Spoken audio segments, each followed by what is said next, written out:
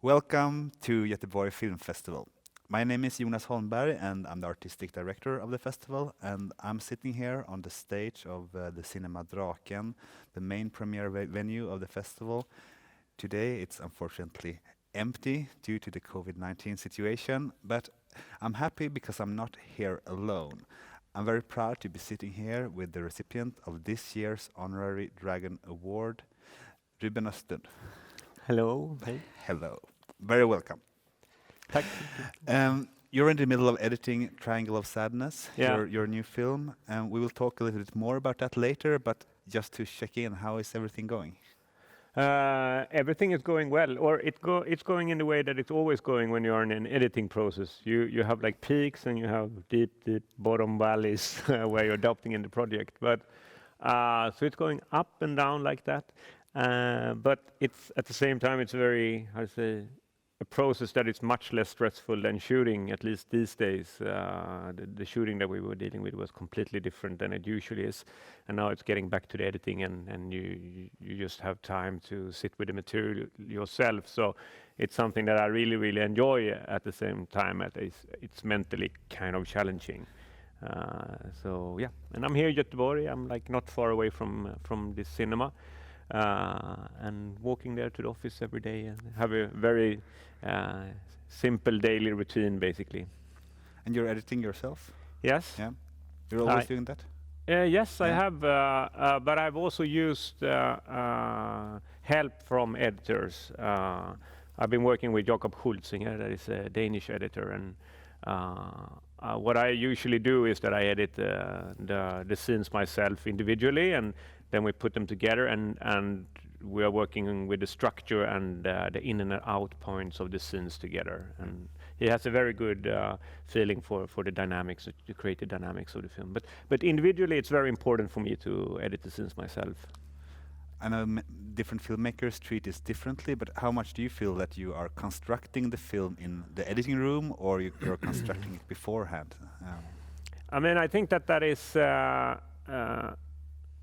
You have heard of horror examples when people have not decided anything when they are shooting sometimes, you know, that they are just filming, and then they are hopefully going to solve this problem in the editing room. And I have tried to avoid that because if you have too many options in the editing room, you don't really get any energy out of the editing. You have to have some kind of frames. So it's very different when it comes to how I have shot the scene. Sometimes the scene is very precise shot, you know, I decided exactly what's going to happen. And sometimes it's a conversation where I'm looking for some kind of energy, or like some kind of, for a certain kind of like feeling from the characters. And then maybe it's treating the scene a little bit more freely when I'm shooting it. But when I get to the editing, I always have a problem with these scenes, because then you have so many possibilities. Yeah. And I have just been in a situation like this. I've had a scene there where the actors were much more free and we were improvising a little bit more than I usually do, and then going to a one single take shot where we had a really precise scenario of exactly what the actors should do. And it's so nice to get to these scenes when you're editing, because then the frame is fixed and you can just like trying to improve the scene. Yeah. But you know, I have examples of friends that have had projects when they have decided, I will decide everything in the editing. They don't even have decided what the film is about before they start the editing. And then they have a huge problem when they are doing the editing. And I think an advice to all filmmakers is, at least from my point of view, don't do that. Great. We will get back more to Triangle of Sadness, of course, later, and also watch a few images from your storyboard later on. But let's move back a little. Let's move back to the start, where everything started. You grew up here in Göteborg, outside Göteborg, on an island called Styrsö in the archipelago. And this is also a place where that's visible in many of your early films. What was it like growing up there? I liked it. I was actually, my parents moved out there in 1974, the same year that I was born. So they were new on the island, and I was living in a house together with my father and my mother and my brother. which is 8 years older than me. And I mean, it's interesting to talk about upbringing and talk about the village that you come from, because it's hard to say how it really was, because you can't compare with anything, you know, like it was like it was. But when I older I have understood also that people are looking at it in a kind of exotic way, that you live on an island without cars, or there are just a few cars, and you have to take a ferry to come to the city, and you're isolated in some way, and it's very dark and stormy during the falls, and the summers can be very beautiful, and yeah, I mean, it's like a childhood that has its ups and downs, also independent. Like my parents divorced when I was 4 years old, and then that was probably a big part of my life at that time. And but the island in itself is also, yeah, you have, this is your playground, and if you go in that direction in 10 minutes, then you will get to the ocean, and if you go 20 minutes in that direction, then you have the ocean. So it's also a very limited setup. It's almost like when you're deciding, I'm going to shoot the scene with only a single take, you know, this is what we have, this is where we can what we can use when we want to play and have fun as a kid. So yeah, let's see if I move back there. I don't know, maybe. Given your big interest in monkeys, that has been evident in your films. Yeah. I read that your mother was inspired by a chimpanzee mother bringing you up. Is that true? Yeah, she have said that in an interview at least. It was something like that, you know, every time a baby monkey falls, the mother should help it lift it up so it gets up on its feet again. I don't know if it was a chimpanzee, and then step back, and then lift it up, step back. At a certain point, the baby monkey will slap the mother on the hand. Don't touch me anymore, you know, like. So that's at least the story she tells about it. And you don't know. I don't remember that, at least. Yeah. But both your parents were teachers, but your mother was also an artist. Was that important for you, that she was an artist? I mean, and both my parents were doing something. My father was very interested in photography, and my mother was very interested in painting. And I think it was, for me, a big part of my upbringing was colored by that my mother comes from the very north part of Sweden, Haparanda, that is on the border to Finland. And she moved away from there when she was 19 years old, and went to Lund, that is a university city in Sweden, in southern of Sweden, where she meets my dad, and quite quickly get pregnant with my brother. And suddenly she realized, I will not go back to Haparanda again. And Haparanda and the southern part of Sweden is like very different atmosphere. Like the winters are very snowy. The sun doesn't come up really in the winters. And there's a smaller community where everybody knows everybody. And if I look at my mother's interest in painting, she was always, you know, like every day when I got into the downstairs, we were sleeping upstairs, and I got downstairs, she was sitting in front of these pictures. There was like a bird's eye view on Haparanda, where you see all the buildings and you see all different people walking on the streets, and it's the snow, and she could point on every single person on that picture and tell me who it was, and tell a story about that person. And she always asked me, can you have a look on the picture? What do you think? Is it something that you don't like? Is it something that looks strange? And she always brought me in and used me as a third eye that she also relied on. And for me, she was giving me a little bit. I think she gave me some confidence to trust on my own instrument when I was looking at these pictures. So that was really something that I remember. And she was like sitting in this just a normal room. What do you say, fluorescent light in the roof, and just hours and hours and hours sitting in front of these paintings. And I don't know how many of these paintings she did, but there's at least 30 of like this bird's view perspective of Haparanda, with the summer, winter, Christmas Eve, and processing these memories. And I remember she always said that, okay, when you and Marcus, my brother, when you're old and you have moved out, then I will move back to Haparanda. Yeah. But then when we were old. Suddenly we got kids, and she became a grandmother. So she stayed on Styrsö, and but it was really a way of processing her, something that she was missing, I guess. And then my father, he's dealing with photography. Was dealing a lot with photography when I was younger, but I think it's interesting when you look at the background, because then you realize also that the decision of the job that I have, that I became a director, and so it's not a coincidence. It's something that you also inherit from the culture of your parents, and I mean, and not at least that they are teachers, that they're coming from an academic background. But my father's grandfather, he was one of the mecenats, one that started Halmstadgruppen. And Halmstadgruppen is a collective of painters that was surrealist painters that was very inspired by Dalí and so on, and was the first surrealistic art movement in Sweden. And he told a lot of stories about his grandfather. My father told me a lot of stories about his grandfather, how they have said to the members of this group, okay, you can fight as much as you want, but always stick together. Always like treat yourself as a collective. Inside the collective, you can like have different opinions and so on. But when we are like talking about us as a collective, it's very important that we always talk about the group.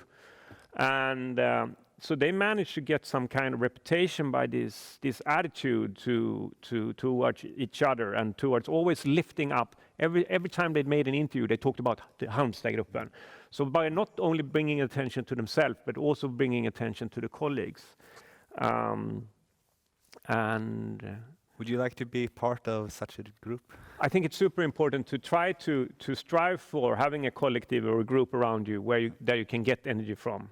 And I think it would be important to create, if like we want to have a vital Swedish film life, I think it would be very interesting if it can be a couple of these groups, because then it becomes almost like football teams that are competing with each other in some way. So yes, I think I'm quite good in creating that collective around me, creating that kind of group around me.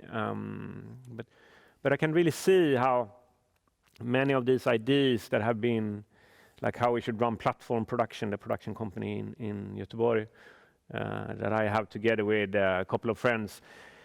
Many of the ideas of how to run it also comes from, at least when I think back, I see it like it comes from also these things that my father told me about Halmstadgruppen. Yeah.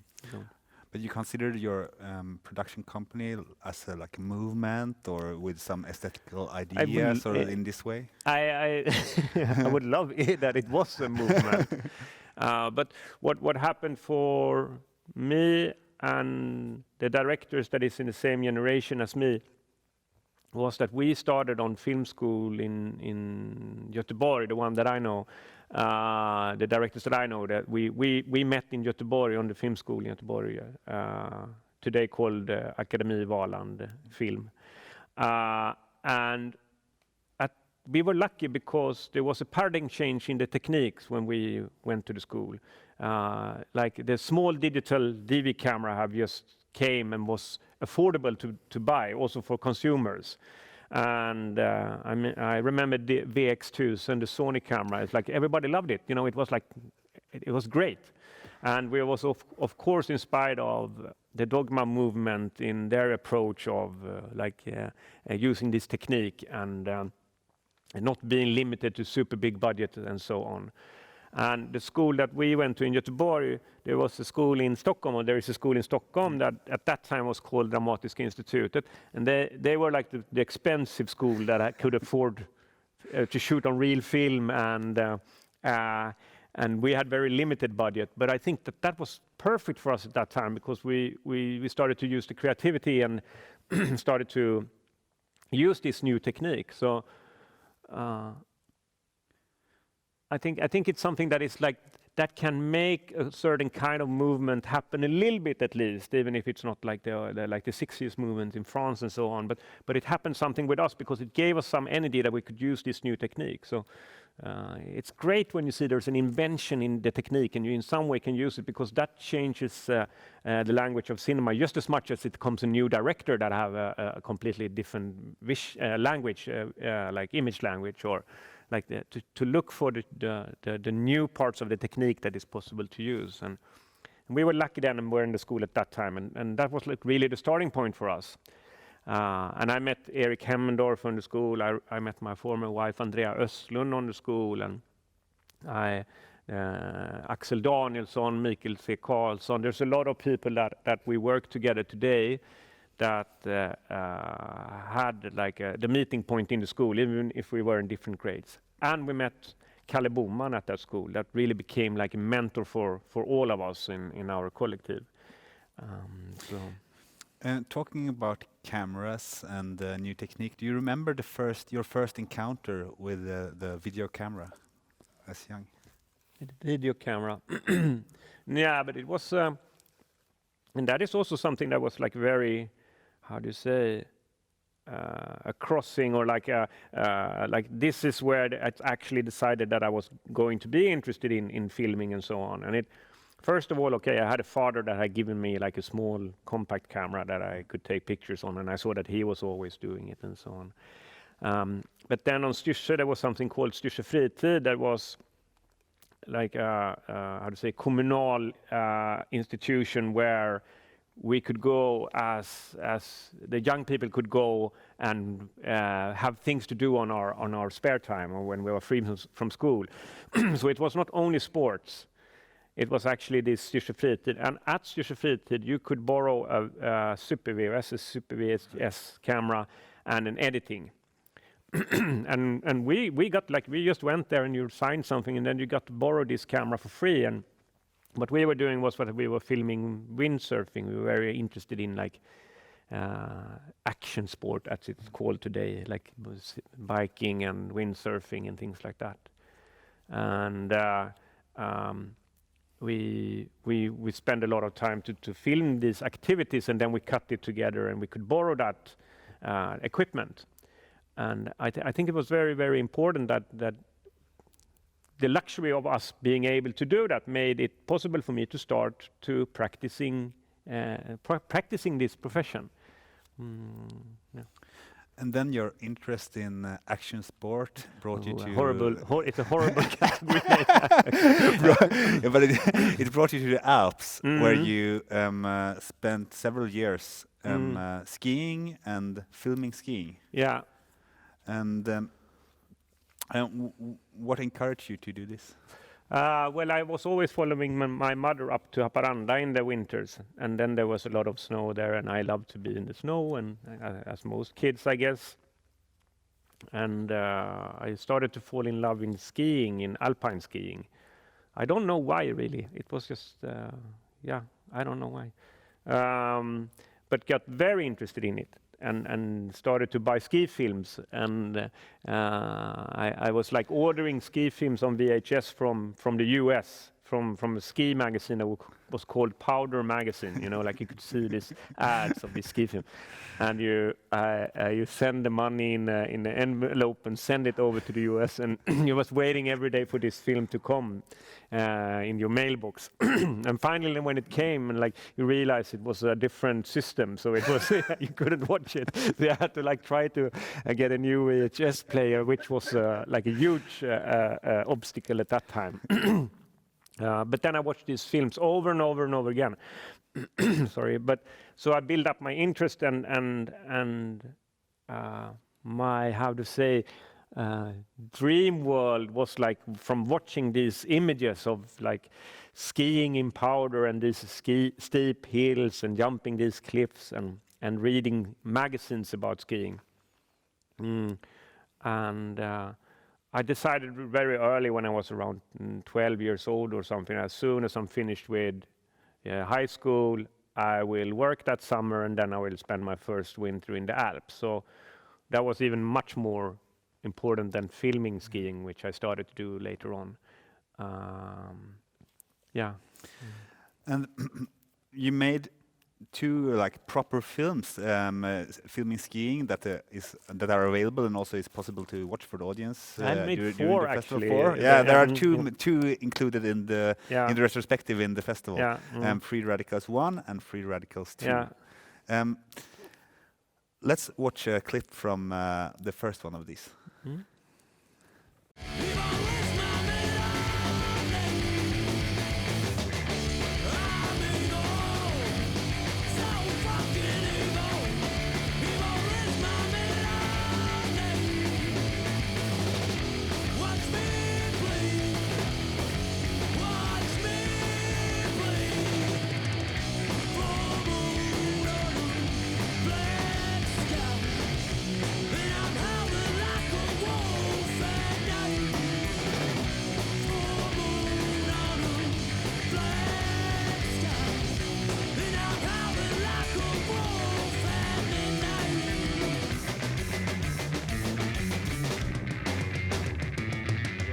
A scene from Free Radicals 1.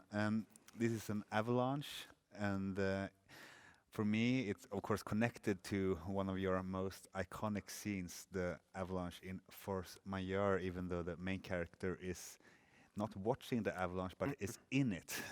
How do you feel those two scenes relate to each other?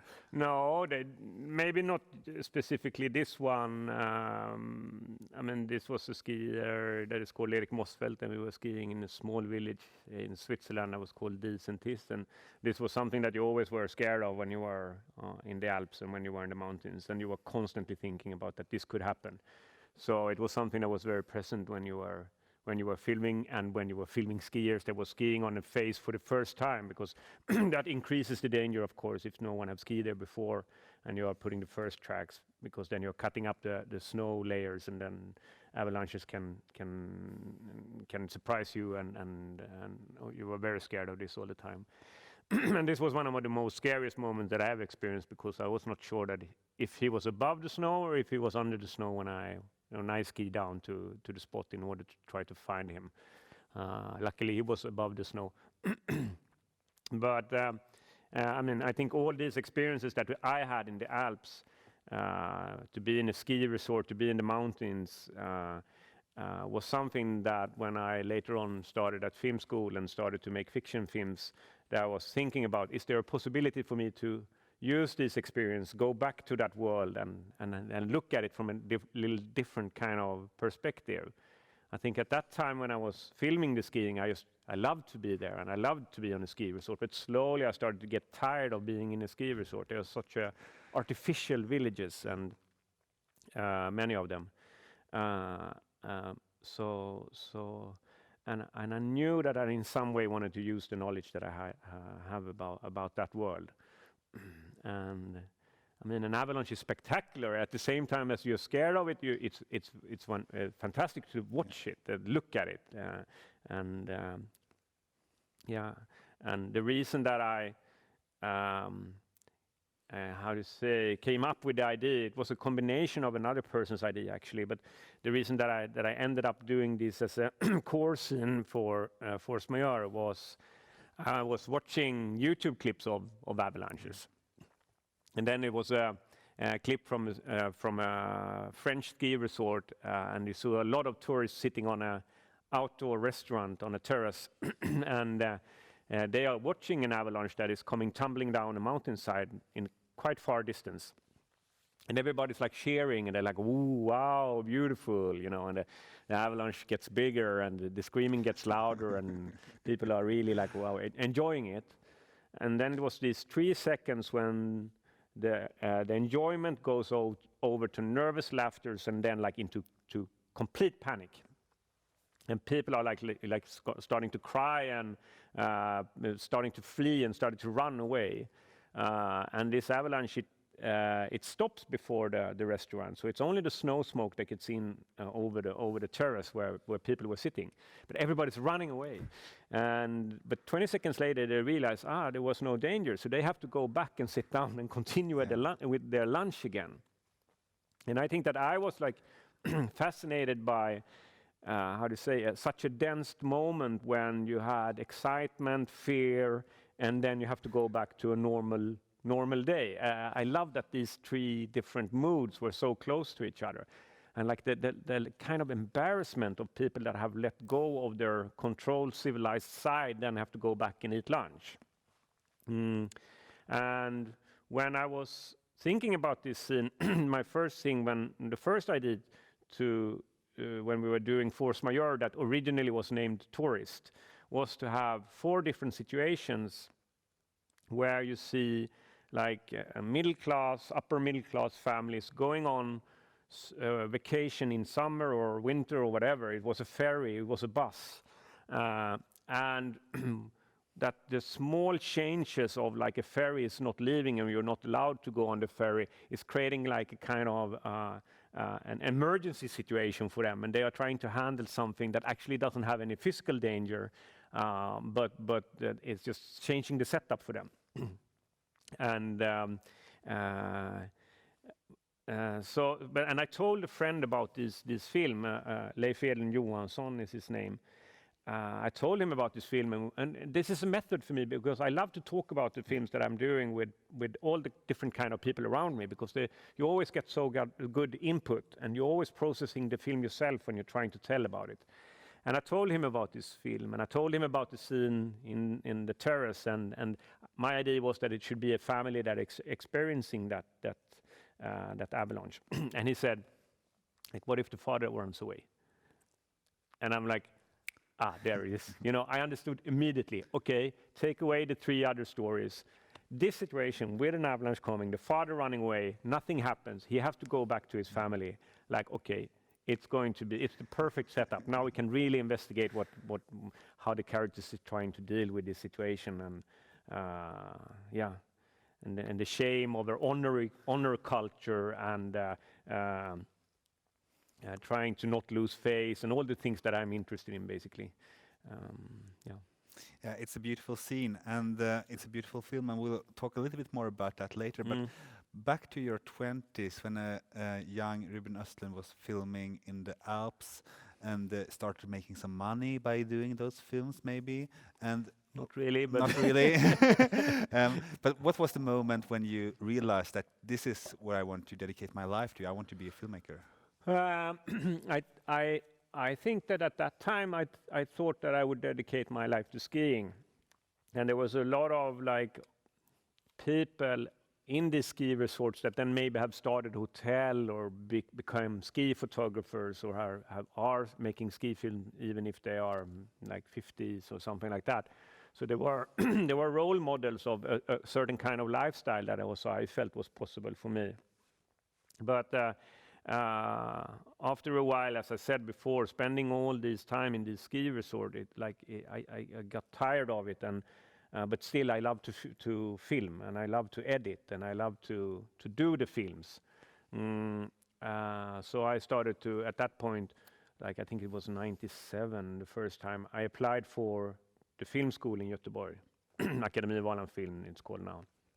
And I was not accepted. I didn't even come to an interview. And the reason that I knew about this school was only because I had filmed some climbing in Göteborg together with a photographer that I went to the school. At that time, it was photography and editing on the school. And that's why I knew about the school. I wouldn't know about it otherwise. And after applying 1 year, I applied the second time, and then I came to an interview, and I showed these films actually, and the the selection committee or the jury was like open enough to think that I had some experience and could transform it into something else. So that's why I started to the film school. So I mean, if I wouldn't have been accepted on Göteborg Filmhögskolan in Göteborg, everything could have gone on complete different path. Because when I came to Filmhögskolan, I was not specifically interested in film history. I have not really approached the idea about being a director from another point of view than being a ski film director. So it was a complete new world for me. And during your time at Filmhögskolan, Valand Academy, you made two beautiful films that that both were premiered at the Göteborg Film Festival. And before we talk about those films, can you tell me about your first memories of screening your first films at the festival? What was it like? You know, it's fun because Göteborg Film Festival is like that's the first festival that was also in my world. I didn't really know about the concept of film festivals when I started at Göteborg Filmhögskola, and people started to talk about the film festival, and like Andrea Östlund, my ex-wife, she had been here since she was young. She had worked at the festival and so on. So she told me a lot about it, and I remember going to this cinema. And experiencing the kind of atmosphere that happens in here when it's a premiere in Draken. I mean, it's a very special feeling when it is one of these premieres here. So when I was screening my first film at the festival, you want to be in the center of the attention. You didn't want to be on a small screen like Hagabion or like something like that. So you were also a little disappointed, you know. Even if you were happy that you were screening the film and there were some other people there and you got some good comments, but you wanted to have more attention. So yeah, and when you were looking in the catalog, you was like, how does the image look? You know, you were evaluating the kind of attention your film in comparison to the other films. So even it was almost more stressful to have a film on the festival than not having a film on the festival. It was much nicer to go here and just watch films and not being nervous about your own film. Now you're the center of attention. Yes, anyway, finally. Those two films, in a way, they are two beautiful and very intimate films and very personal films. The first one was called Let the Others Deal with Love, about your friends, more or less. And the other one was called Family Again. And this is about your parents. And it's about your parents' divorce. Let's watch a clip from this film. Jag hade aldrig kunnat skilja mig från dig om jag hade fått välja. Jag hade aldrig kunnat det alltså. Nej men vadå om du hade fått välja? Ja, eller jag hade aldrig kunnat göra det därför att det var så smärtsamt och att bli ensam och att nej men det stämmer ju inte. För mig, men för mig stämmer det. För mig stämmer det. Det var ju så här om man tänker efter så var det så att jag sa den dagen, alltså jag vill att vi ska fortsätta att leva tillsammans, men då måste du se mig som din allra bästa vän. Så var det. Jag sa att men samtidigt hade ju ett förhållande. Det var du som ville. Du bröt ju. Du sa ju att jag skulle flytta. Du sa ju att jag skulle flytta. Jo men Klasse, så här var det. Du sa ju att jag lyssna skulle nu, flytta. jag sa så här att jag vill inte leva tillsammans med dig om inte du börjar se mig som din allra bästa vän. Och sen flyttade du, och det var vi väl överens om, in till Göteborg, och där skulle du bo. Och jag sa att jag flyttar inte tillbaks förrän den dagen du börjar se mig som din allra bästa vän. Du så var flyttar det. Inte tillbaks. Nej, men jag sa att vi ska inte flytta ihop igen. Förstår du? Nej, men du så var det. Och då så åkte jag, helvete heller, så åkte han är målare. Det hade jag inte, jag hade ju ringt, nej men Klasse, allvarligt talat. Sen när jag kom tillbaks ifrån Haparanda, och jag var där i 6 år, då hade du träffat den här unga flickan. Och så sa du någonting som är belysande för hela. Nu skulle jag verkligen visa att jag älskade dig. Exakt det så. Jag skulle visa dig att jag älskade dig när du hade träffat den där unga flickan. Förstår du? Nej, exakt så sa du. Och det var som i ett nötskal. Du såg mig som din mor. Ja, så du kunde inte förstå. Säga, så kan man väl säga att relationen är färgad utav det. Det är ju en annan sak. När jo, men ser det jag menar, det var lite orimligt. Jo, men visst fan, man kommer inte till sin man och säger så här att nu får du visa att du älskar mig för jag har träffat en ung man. So this was your parents many years after discussing their divorce. How does this was like 23 years after 21 years after the divorce, and and it was interesting to start doing this. And first of all, I can say this was also a little bit of a a trend in filmmaking at that time. I think also once again connected with the kind of technique that suddenly have appeared, that you have light-handed DV camera with quite good quality, so you actually can be your camera operator yourself, and you can create very intimate situations when you are shooting where you don't need a lot of other people, and you can point the camera towards yourself, basically. And there was a lot of films on the school at that time. I remember Jeanette Frank was a photographer and a director that made a film about her mother, and I think all the students that were at the school at that time was very inspired by these films. I think also Linda Westrik did a film that got a lot of attention when she was making a film about her father. So we were, people were encouraging us to look for some content or something that have happened to ourselves and make that the topic of our films. And Göran Dureda was the professor of the film school. He always talked about, like, you have to look for your, like, the core of the pain in you as a human being, and what is that? And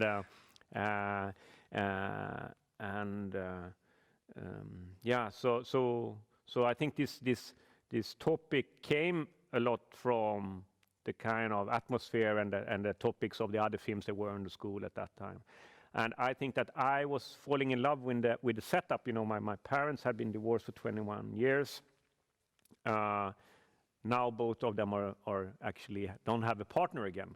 Let's bring them together and compare their version of the divorce, and then let's see, because I've always felt they really, really love each other. There are so many sides of them that really like the other person, and they have never been able to let go of each other completely. And see what happens if they are starting to talk about this.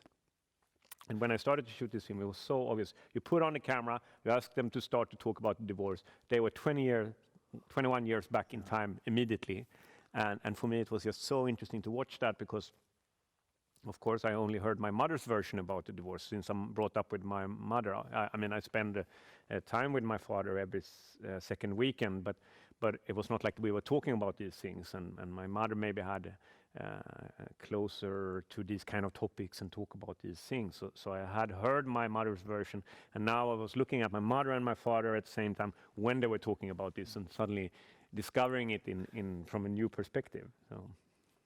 An interesting detail in the clip is where your mother turns to you and says, "Is it difficult for you to hear, Ruben?" And you said, "It's very good. The film will be great," or something like that.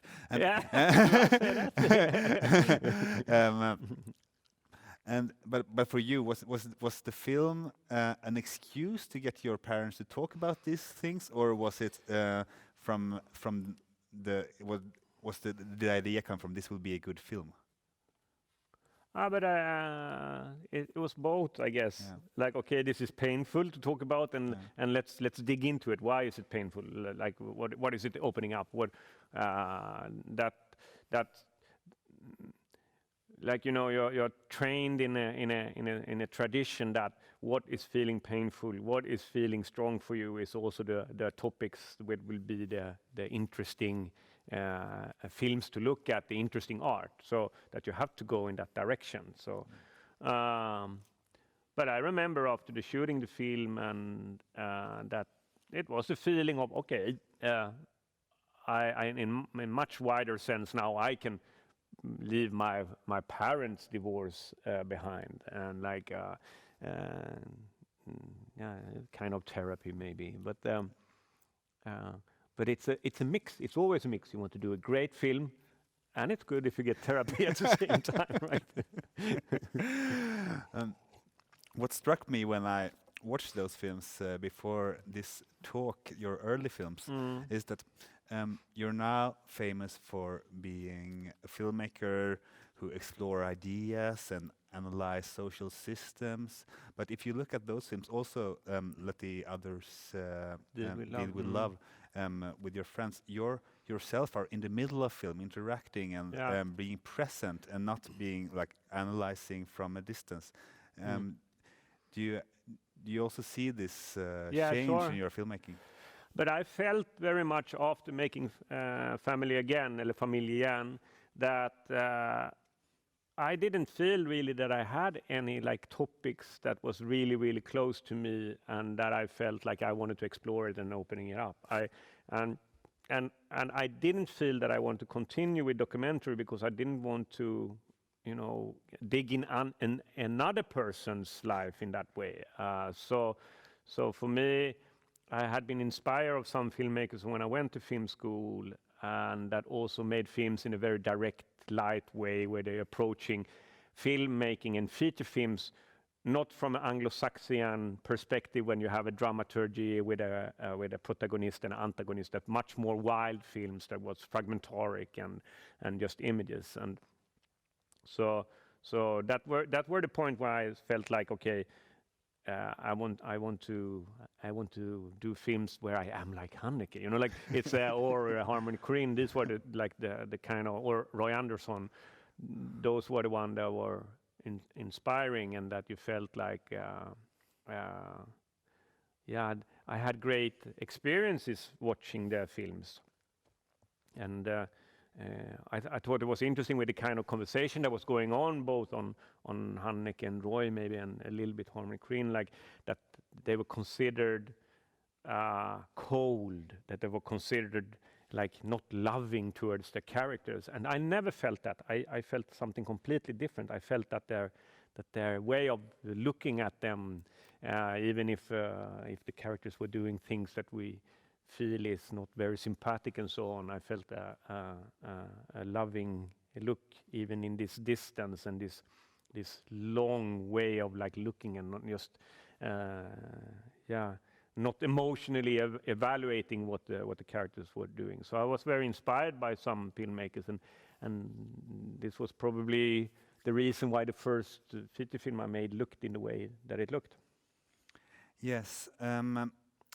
After graduating from film school with this film family again, you founded, together with producer Erik Hemmendorf, that you're still working with, your production company, Platform Produktion, and that has been up and running for almost 20 years now. I noticed something that Erik said when founding this company. He said that Platform Produktion was going to make films that doesn't lie. Mm-hmm.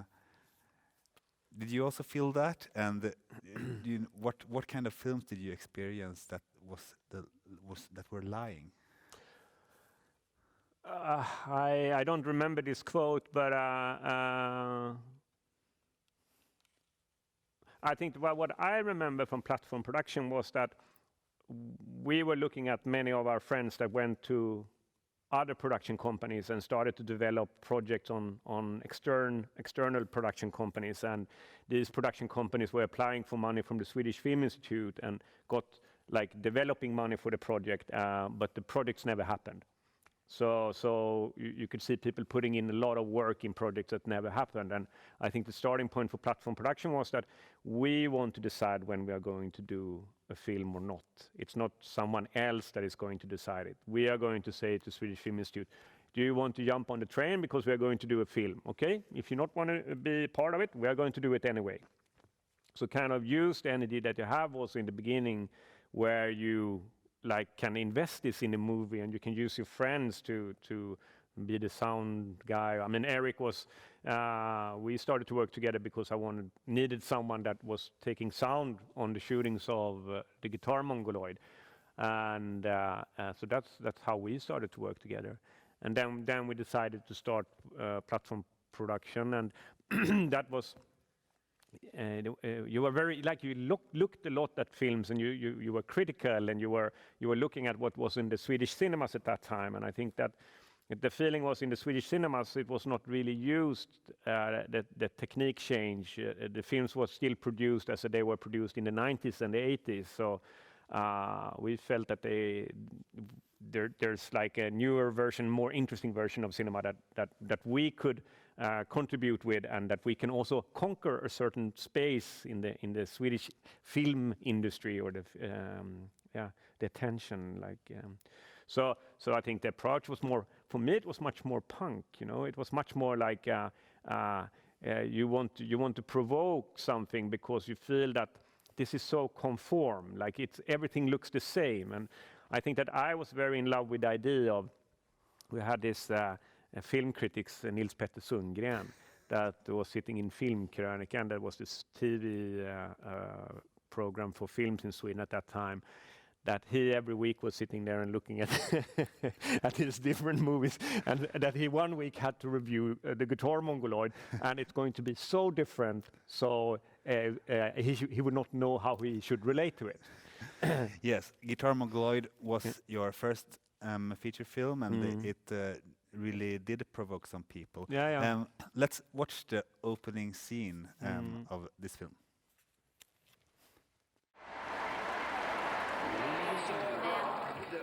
4, 3, 2, 1, 0. Orkestern nu.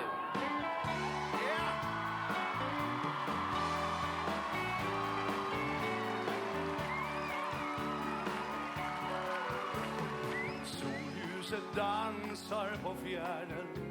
Det glittrar för stort och för smått. För träkåken uppe på söder, men även för konungens slott. Det porlar i fiskrika strömmar, det valsar i Mälarens famn. Det skymmer och skänker oss drömmar, sjungandes sjöstadens namn. Och så spelar sjön Stockholm i fjärr.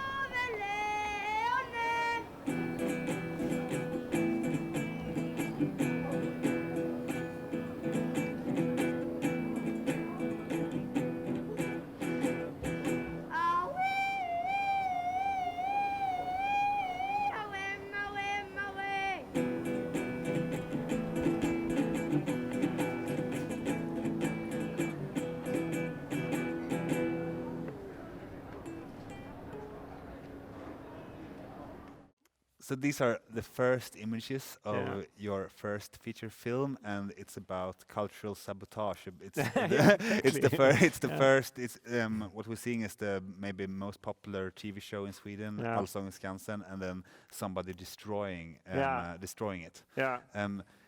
Did you feel this? Was this your feeling when you did this film that you? No, but it feels like it works really well when we're looking at now. It's like what a fun way to start a film. Like you take the most, like, how to say, romanticized Swedish version that is like the most popular TV program in Sweden, and this sing-along program with everybody singing together and pretending that everything is just perfect, and at the same time it's a very, how to say, to fit into that audience, you also have to be very conform. You have to be in a very specific way, and just like, okay, now we're going to look in a complete different direction. And you have this little boy that is 12 years from Göteborg, and they are singing Stockholm in my heart. You know, like it's like about forcing the audience to look at a different part of Sweden, and then now we are going to lift every single stone and look what's under it, and everything that is not like with makeup and like nice behavior, where I'm going to give you everything else. So it was fun to see the start. It's kind of smart, I think. Yeah. Talking about starting films, your latest film, The Square, is kind of has the same start actually. With like this cultural product that is breaking down with the statue. Did you think about this relationship? I've never thought about that it's similar, but even though there is an accident, even here it is sabotage, but it's exactly, the old forms collapsing, old art forms collapsing. But when you're starting a movie, I mean, it's fun if you manage to make a setup that is the audience is like, bam, now I'm in it. No, okay, there's someone that wants to turn things upside down, or you want to throw the audience into something that is unexpected. What is going to happen here, and in which way you are doing that is like it's fun to think about the start often. And then in the guitar mongoloid, there are so many strange images and interesting and things that are maybe sometimes difficult to understand why they are there. Why did you make this film like that? I think there was a way for me to approach fiction movies. When I was making Family Again, there were some scenes that I showed for Kalle Boman, that is like a film nestor in Sweden, like he'd been working with Marie-Louise Ekman and Roy Andersson and Bo Widerberg. And he was a teacher at the school at that time, and when I was there. And I showed him some scenes that I was filming with my father, and I told him that we were taking it over and over again. And he said, well, you basically are working like Bo Widerberg is working with his fiction film. So it's no difference between documentary, how you approach documentary and you approach fiction. And when he said this, I was like, aha, so I actually can make fiction movies. This had never crossed my mind. I thought that fiction movies would be like a process that is completely different. And when he said it, then it was like a click. And okay, so I can approach fiction in this way. And I had watched a movie that was called Gamma of Harmony Korine that had a great impact on me, which was a very fragmentaric movie that starts with a tornado that is just turning things upside down in that little village in the middle of the country of the US, and then it's aiming the camera to all these different kind of odd personalities that is in that village. And I think it was a great inspiration for me when I was doing this film, and I started to aim camera toward like these authentic, unpolished people and situations that we most of the time when it comes to fiction movies is trying to cut out or leave out. And there was one thing with Allsång på Skansen, this sing-along program that was like on the program that you got when you went to the sing-along event. Then from one year to another, on the cover it was a guy with a yellow cap that you could tell he was handicapped in some way. Had some kind of limitation, in dysfunctional limitation, I don't remember. But from one year to another, he was replaced with a blonde woman, and suddenly they had paintbrushed him away, or like in Photoshop, they just cloned him away. And it was like also like a certain kind of irritation that we are trying to protect ourselves from everything that is disturbing, or so it's like let's go into everything that is disturbing, basically. And this film certainly disturbed some people. It got some great reviews, but it also received a lot of quite harsh criticism. Yeah. How did you feel? No, but I think I would have been disappointed if it didn't go in that way. But we did something quite fun with the DVD cover, because when you rent the DVD in the stores, then it was like the best Swedish film of the year, and there was like a couple of 5s and all the 4s that you got as a review. And then when you get home and you're opening it up, then it says the worst Swedish film of the year, and then it was all the 1s and the 2s. So it was also a way of trying to neutralize criticism and stand above it and not let that decide if you feel that you have succeeded with the film or not. So yeah. If this film created some conversation and some discussion about film, your next film certainly did that a lot. It was called Involuntary, and let's watch a clip from that one.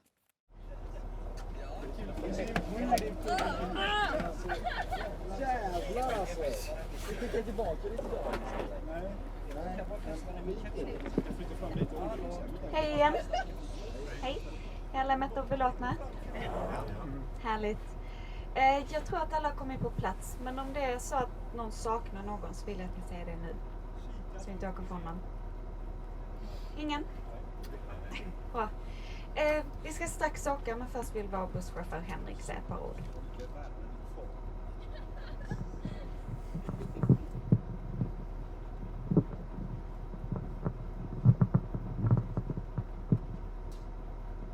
Ja, jag vill bara säga att varje gång som vi gör ett stopp vid den här rastplatsen så brukar jag gå igenom bussens olika utrymmen.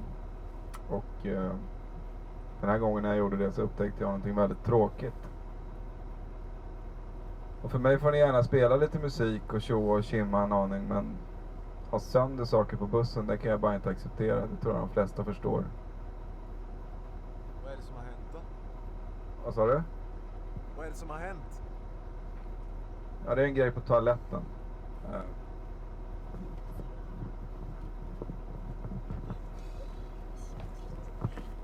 Alltså det är någon som har haft sönder någonting på toaletten. Det spelar inte så stor roll vad det är, men det funkar bara inte. Jag vet inte hur ni brukar bete er hemma, men ombord på den här bussen så får vi i alla fall följa vissa regler. Är det någon av oss som har varit på toa eller? Nej. Vad är det som har gått sönder då? Ja, det är inte så intressant. Det är en gardinstång som har gått sönder, men det spelar inte så stor roll vad det är. Men jag vet inte, vi är ett litet familjeföretag. Alltså. Ja. Vi liksom blir personligt drabbade när någonting sånt här händer. Ja, vi fattar det, men liksom, vi har inte gjort någonting. Ja, det är ett synd om era familjer, men det är inget jag kan varken ta hänsyn till, för jag har inte kört din buss. Nej, jag vet inte vem som har gjort det. Jag anklagar ingen särskilt, men jag tycker det ingår i någon slags normalhyfs att man vågar erkänna om man har gjort en sån här grej. Vi har inte ens varit på toa. Vad säger du nu? Det kändes ganska träffande faktiskt när du kommer fram just till oss här. Men... Ja, det är upp till dig om du känner dig träffad, men jag tycker det är dålig stil. Ja, det är jävligt dålig stil. Det är upp till dig att köra bussen. Det är ingen idé att snacka om det på det här sättet. Jag körde inte.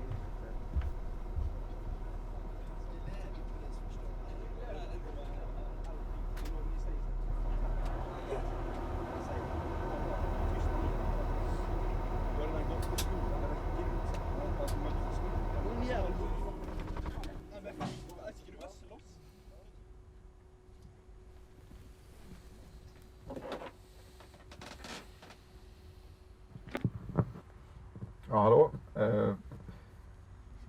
Jag tycker verkligen det är dåligt. Jag tycker att när en sån här sak händer så kan den som har gjort det komma fram och erkänna det för mig.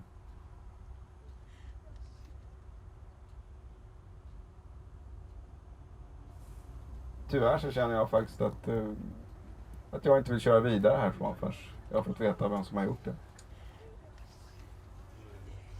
Ja, den här gången var det en gardinstång som gick sönder, men nästa gång kan det lika gärna vara någonting som påverkar bussens säkerhet, och då kan jag inte köra vidare. Så jag hoppas ni har förståelse för att vi blir stående här tills de kommer att prata om mig.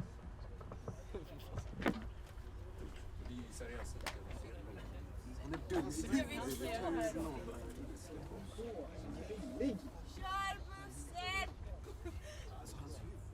Dum i hela huvudet!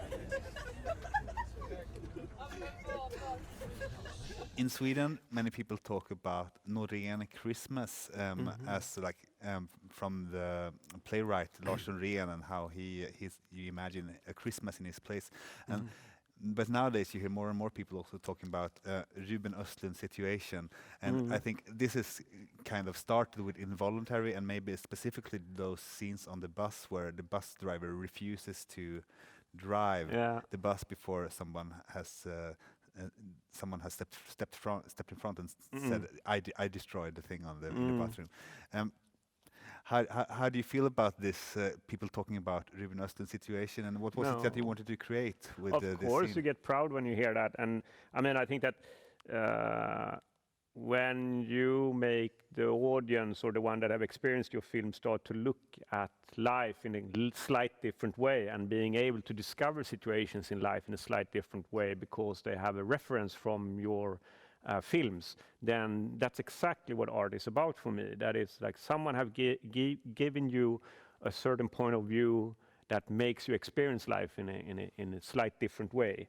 And for me, like I have talked a lot about Roy Andersson, that I think that Roy Andersson have made me be able to enjoy small trivial moments in life that would have passed by and I would never have noticed them if I haven't seen his film. So he widens my perspective and my spectrum of looking at life. And if you manage to do that, then people are referring to you, then that's beautiful, of course. This film has 5 different stories or storylines intertwined, and they're all in some way about the problem of being together as a group and how to act as a group. Why did you want to do a film with this subject that has This came out of maybe from the work of the Guitar Mongoloid, because the individuals or the characters in Guitar Mongoloid, they were relating to the group in a complete different way. They were not afraid of making a fool of themselves. And they don't try to keep the face all the time. And then I started to think about situations where people were very scared of losing face, and where you were very your behavior is very dependent on the group or the expectation that group have on you. And I started to look through, you start to think about your life, you start to think about stories that you heard of, you start to from a thematical point of view, me and Eric started to talk about what kind of situations have we experienced where people are very afraid of losing face in front of the peer group, or like a bus journey, or like a social situation where you start to do things in a different way that you want to, just because of the expectation of the group. And for example, this one with the bus ride, it was like I probably was a teenager when I heard about this story the first time. It was a friend of me that told me he was going down to the Alps on a bus journey, and he broke the curtain in the toilet of this bus, and he didn't think that much about it. Tried to put it up, but it didn't work really. But he got back to his seat, and then they stopped at the Raststätte in Germany somewhere along Autobahn. And then when he came back into the bus again, the bus driver was really upset. And the way that he pointed out, the moment when you have 2 choices. Either you say it was me, or you keep your mouth shut.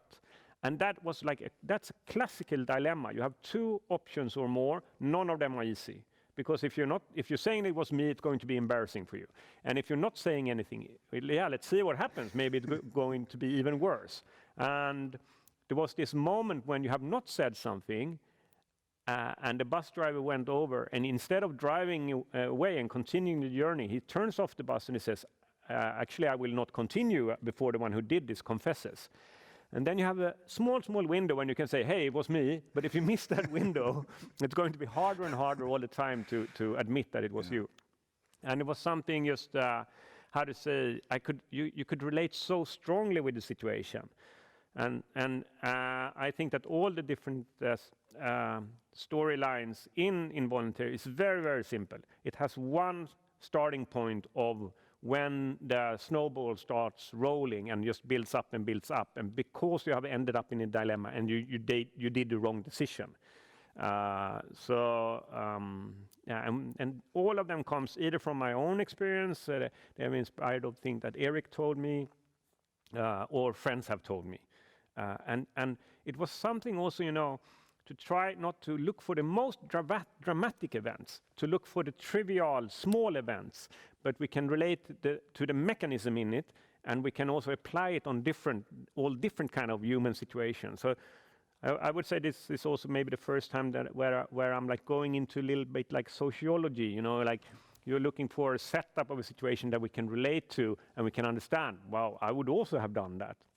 And there are scenes in the film that is also completely taken from sociological experiment in the film, like the Solomon Asch conform theory or conformity test, or what's it called, where you're pointing on which line that is the longest one, and you have a collective or a group that is always saying the opposite. And finally, you will change your mind. You will start to point on the smallest line and the shortest line and say, this is the longest one. Yeah. So it was really like the kind of, how to say, power the group have over the individual, and in which way it affects us. And yeah.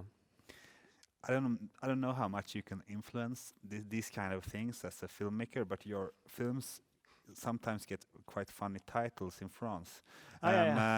Force Majeure, for example, was called Snow Therapy, and Involuntary was had the ironic title Happy Sweden.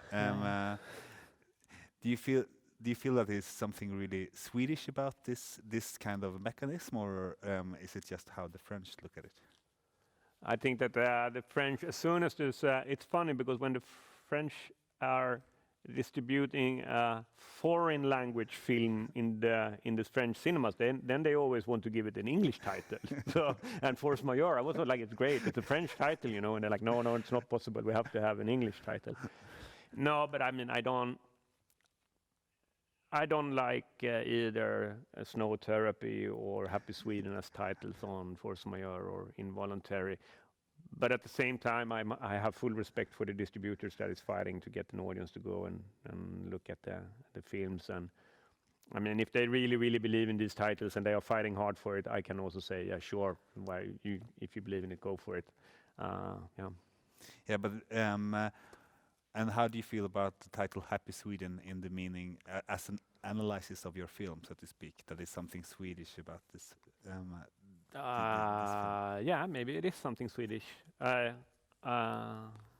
don't know, but my feeling was when I've been screening the films, like in France, for example, and I feel that everybody can relate to the fear of losing face, and they can relate to the situation. So. Yeah, and this was a film that so many people could relate to. It was a film that everybody was talking about, and it was also a film that got a lot of praise and a lot of success. It was screened in Cannes, and it got like Guldbagge awards in Sweden.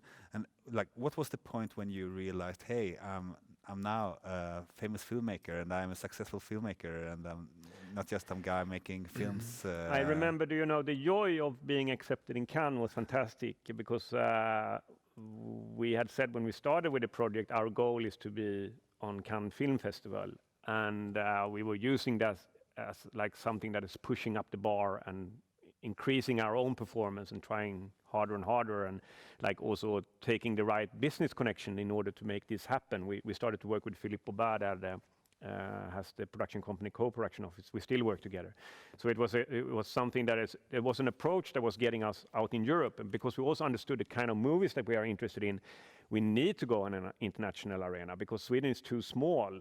And so it was actually career decision, and at the same time also, in Cannes, the movies that we were inspired of and the filmmakers that we thought was the cool ones, they were in Cannes, so we wanted to go there. So when you got the call, like, okay, you have been accepted for the program in Cannes in Uncertain Regard. I mean, I was walking on clouds that day. I remember I was in Stockholm and we were working with the sound, with the sound mixer, and I didn't take the subway that day because I was on Kungsholmen. I was walking all the way to Söder, and the feeling was like you were walking a little bit higher than the ground, and it was a very pleasant feeling to have a goal and then achieve that goal. So, and then we was very proud when we were in Cannes. And I remember we met the Danish industry in Copenhagen airport when we were changing flight to go to Cannes. And the Danes didn't have a film in Cannes that year. And we were like, yeah, now finally, like the Swedes are like cooler than the Danes when it comes to filmmaking. After Involuntary, you did 2 films about crimes based on real crimes. First, the short film Incident by a Bank, and then the feature film Play. And even though they are about crime, you have to stretch it maybe to call them Nordic noir or something like that. But maybe you can call them true crime. I don't know. How do you feel those? Why did you turn to crime, and how does these films, do you feel, relate to the traditional criminal film? Well, the first film that you're talking about then is called Incident by a Bank. That was a short film, and the reason that I wanted to make that film was because me and Eric had an experience of being witnesses to a robbery attempt, and that experience in itself was so absurd and was clashing completely towards the references that I had seen in movies. So when I was like looking at reality on the other side of the street and what was going on, I couldn't recognize reality. For me, it looks like no, something is completely absurd. It shouldn't look this way. So I realized when we were experiencing that thing that all the reference that I had from fiction movies had really changed my perception of reality and made it much harder for me to really react and act in a way that was the proper way of acting in that situation. I mean, I become like a complete bystander, like Eric asking if we should call the police, but I'm saying like, no, there's no reason. They were trying to rob NK in Stockholm, that it's an exclusive shop. I was like saying, no, it's no reason because, you know, they have a button under the desk and they just push it and then the police comes. Something that I have not a clue about, but I have maybe seen in fiction movies. And so when experiencing this, I felt also that I want to give a reference of this event to that can correct also all the images that I had seen that have created this wrong image in my head. And this is not only me that have been interested in this discussion. I would say that Kalle Boman had talked a lot about like how culture references are changing our perception on the world and changing our behavior, and especially moving images that is hard to, how do you say, separate from a real memory.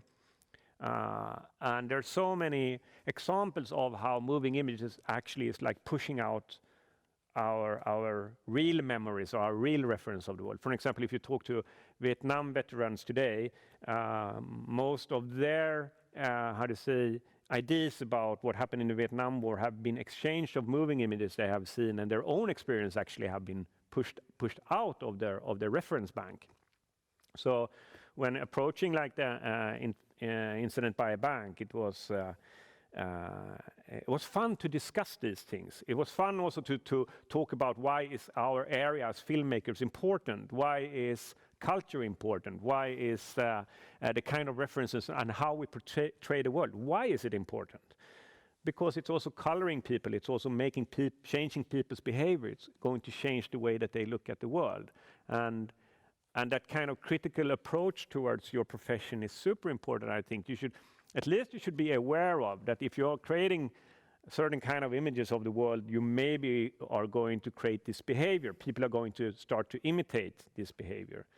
And there's like example of it that I think is fun to talk about, and I've done it many times before, but Robert Saviano, that wrote the book Gomorrah about the mafia in Neapel, he said that a couple of months after Quentin Tarantino movie had been released in the world, the young gangsters in Neapel started to shoot with a gun on the side like this, like in the gangsta style grip. And the consequences of that is that it's very hard to hit each other. So the shootout became much longer and much more bloody, and the police had a mess cleaning up afterwards. So even if it's not really efficient and it's kind of bad to try to aim towards someone like that, even if it's so irrational, people are imitating this. And I think we have to look at human being from that kind of perspective. Even how irrational it is, we are still not being able to sort it out from our brain, and it still is going to affect our behavior. And we have to evaluate what kind of images do I want to give to an audience? Which kind of images do I think is lacking? Which kind of images do I think is needed? How do I add something to a discussion about something that is going on? Am I just playing on the cliches? Am I just using the same cliches? Am I just hammering in the same kind of scenario? Or am I broadening the perspective for the audience? And what you're doing in this scene is that you're not following the robbery from up close. You're not. It's not a big thrill to watch this film. It's not fast cutting, or it's not. You're not even with the robbers. You're in a quite. You put the camera in quite a distance, and you film it from afar. What does that create for you? Well, I mean, I think that I wanted to have a distance to it and not, how to say, an overview, to look at it from a sociological point of view, like look at human behavior, look at how we are relating to each other and the distance from the different characters. And in order also to try to create a true, a more accurate and true how to say, reconstruction of the events that I had witnessed. I needed to use the real time, because I think that this thing that happened where me and Eric was the eyewitnesses, maybe it was over in 5 minutes or something like that. And with the real time, it's also interesting because guns going off is not going to be the most dramatic moment. It will be just as dramatic or evaluated in the same way as everything else that happens when you have real time. So the style of the film became more like a surveillance camera that is just filming this street, and we made it into a bank instead. And using the red camera, that was also like using a new technique. And the red camera that was shooting in 4 and 5K at that time, I think, but still we were only projecting maximum 2K. So thinking of like, okay, maybe we can zoom into the digital negative in the editing and create all the camera movements afterwards. So the whole film was filmed with a fixed camera, and then all the camera movements and actually cuts in the film is hidden in pans and so on. So the reconstruction is feeling like an 11-minute, I think, real-time event. And I wanted to bring in the absurdities that I experienced when I watched the robbery. You know, the guns were going off, and I thought that, like, will not everybody stop and everybody will look and people will throw themselves down on the street? But instead, it was completely opposite. It was people, tourists, coming closer with an ice cream in their hand and wanted to see what's happening. And me and Eric started to film with our mobile phones, and we were complaining a little bit that you can't zoom on the mobile phone. At that time, we couldn't do it at all. And there was so trivial things going on. And it was one moment that really, really was affecting me. And it was in the end, one of the robbers had been caught, and he was pushed down on the street, and he was laying with his face towards the asphalt. And he probably had a most dramatic moment in his life. And suddenly Eric and me is like looking at the watch, but oh my God, we have to leave because we are going to a meeting at Swedish Film Institute. And do you know the way? Yeah, sure. And we were just like 20 meters far away from each other, but we were completely two different places in our life and in like the experience of everything that was going on at that moment. So it was like a strong feeling of everybody's playing the main character in our life, of course, and life will continue even if you have just experienced this. You are going to deal with all the trivialities and all the bureaucracy and all the sad things that you don't see in the movies. That is what he's going to deal with now. And and you use some of the same visual strategies also for your next feature film, Play, which is also about a crime. It's about a group of young boys who are robbing another group of young boys. And let's watch a clip from this.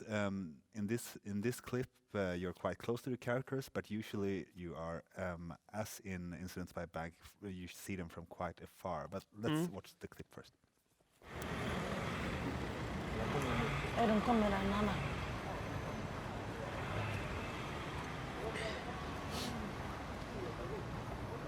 Jag kommer.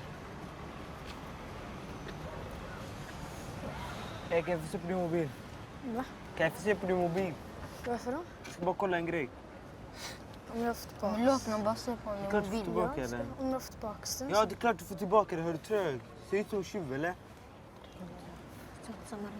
Jag kommer ihåg.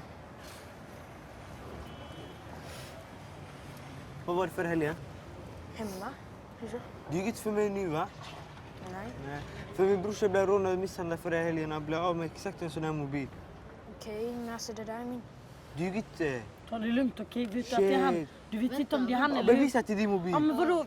Vänta. Bevisa till din mobil då, eller? Men jag kan inte be om bevisa. Vänta. Bevisa. Ja, men kvitto. Idiot, har du på dig kvitto? Men ta det lugnt, Abdi. Vänta, har du på dig kvitto? Ta det lugnt, okej? Det är värdelöst just Men du nu kan då. inte skrika på honom. Har han vet om han har gjort någonting, eller? Döm honom inte i förväg. Eller hur? Shit. Fan, gå och döma vem som helst med en sån mobil här annars. Ha? Ja, jag går och ringer. Jag skulle ta vad jag... Ska jag få den? Har ni något annat bevis? Va? Ha? Vad sa du? Har du något annat bevis? Jag tror inte. Ha? Jag tror inte det. Vad ska jag göra då? Han gav ett kvitto som bevis att det är din mobil. Men det är inte så att han går runt med kvittot. Nej, men jag har inte sagt att han går runt med kvitto. Men ta det lugnt. Jag säger bara, är det din enda bevis? Annars gå till Abdis eller gå till Abdi. Vänta, nej. Vadå nej? Du kan inte stå här och döma honom, eller hur? Bilder. Vi vet inte om det är han. Tror du jag är en idiot eller? Anna. Man kan bara ta bilder. Vem tror Men kan jag du är? sluta eller? Hallå, Du snälla. ska döma honom i förväg. Ursäkta våra kompisar, de är som de är. Deras temperament. Ja, temperament. Ja, eller hur? De får ta det lugnt. De kan inte hålla på med den attityden. De får aldrig följa med. Alltså jag kan ju säga till att jag var med och köpte den. Så.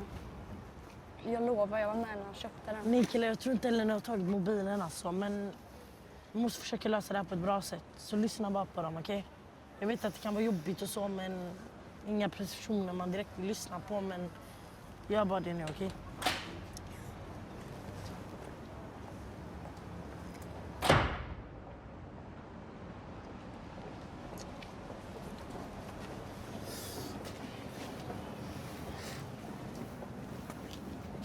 Nej, jag pratade med min brorsa precis.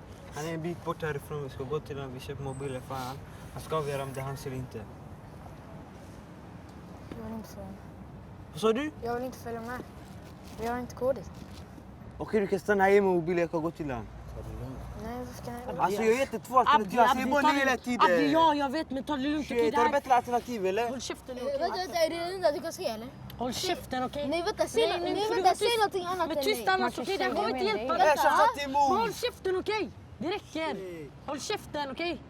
Tror ni vi kommer någonstans med att ni står här och skriker, eller? Tror ni de vill följa med? Han har för mycket luft i Ja, sig. men tyst. Tror du de vill följa med? Tror du de blir rädda för det, eller hur? Tror du han vill följa med om ni står och skriker på honom? Låt honom säga någonting annat. Nej, men då så håll käften, låt honom säga vad han vill. Låt honom säga vad han vill annars, okej? Låt honom säga vad han Säg vill. någonting annat då.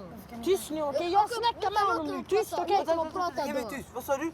Varför kan inte han komma hit? Idiot! Han är rädd för er. Han blev Det räcker nu, okej? Vad är det för dum fråga han frågar? Det räcker, ja det är en dum Har fråga, något men i det huvudet, räcker, eller? okej? Det räcker.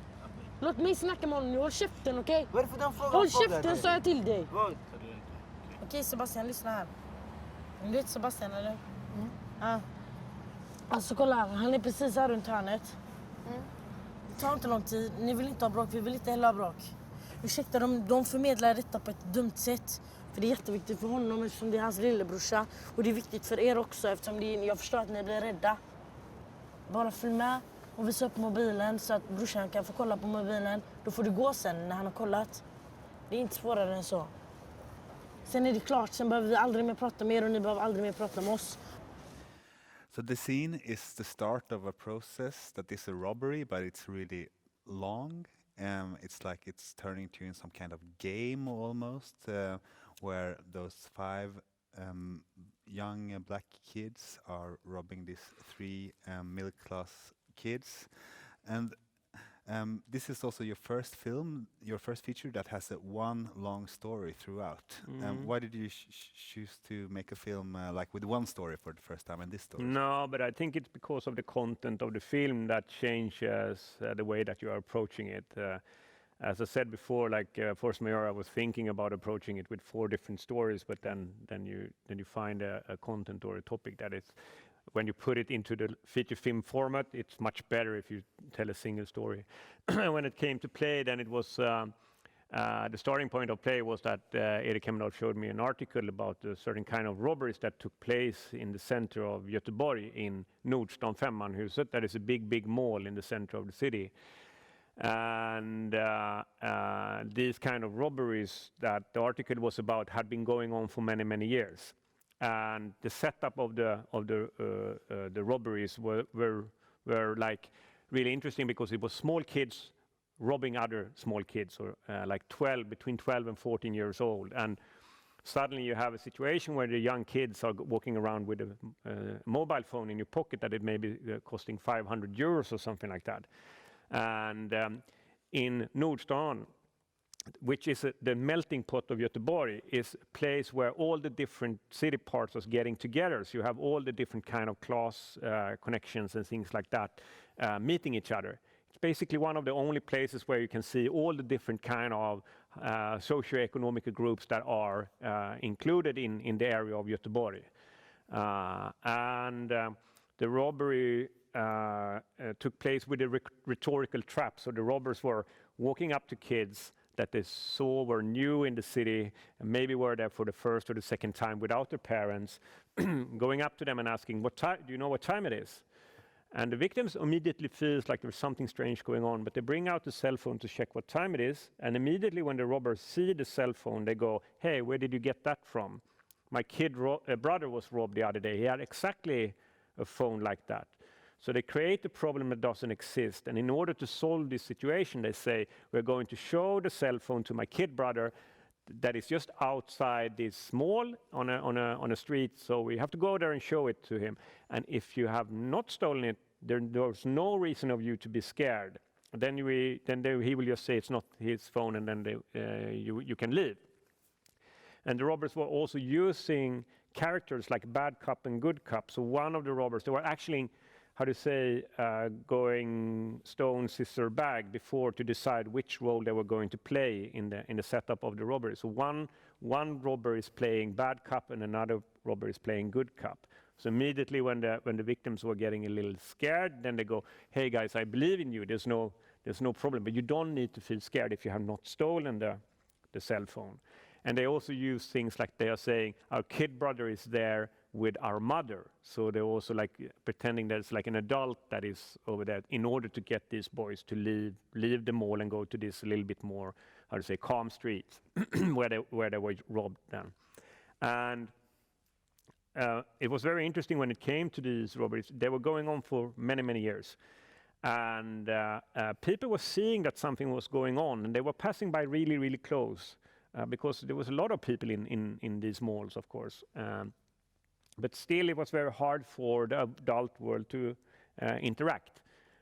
So it was almost like the kids' world were taking place on one level, and the adults' world were taking place on another level, and that it was like a wild west for the kids, and the interaction, like the adults that maybe could take some kind of responsibility, didn't interact, and it was like the social contract between how you look at other kids was completely different than, for example, when my parents' generation was brought up.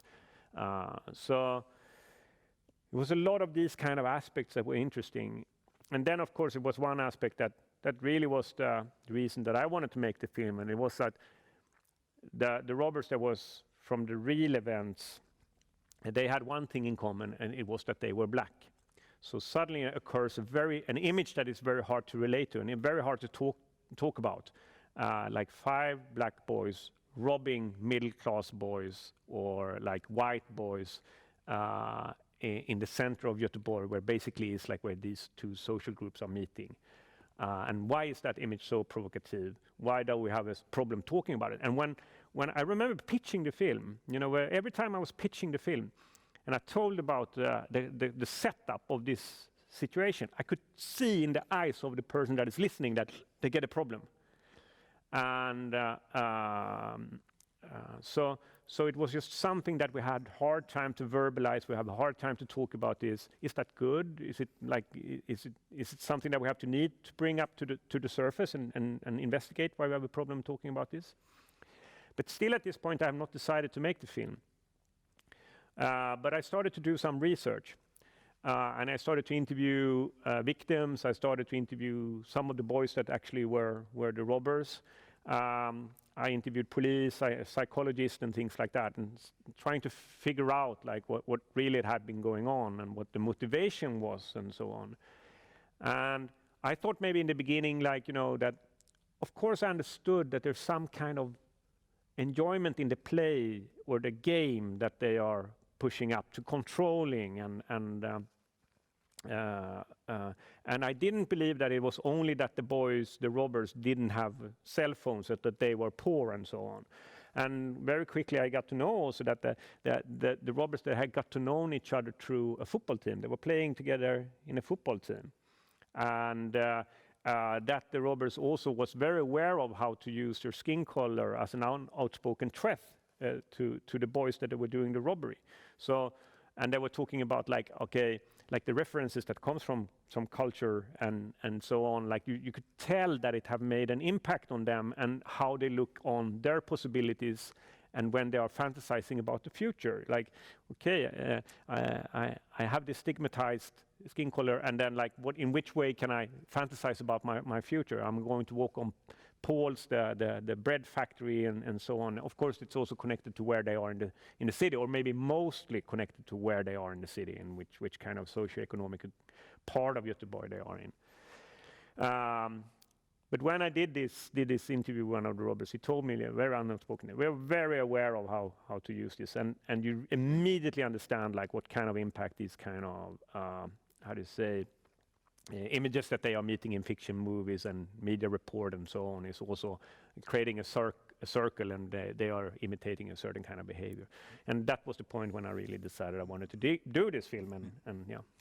But this film also, after it was released, it also stirred a big debate in Sweden, and some people talking about that you were reinforcing this kind of stereotypes, and some people even call it racist, this film. Like now, when you look back at this debate, how do you feel about it now?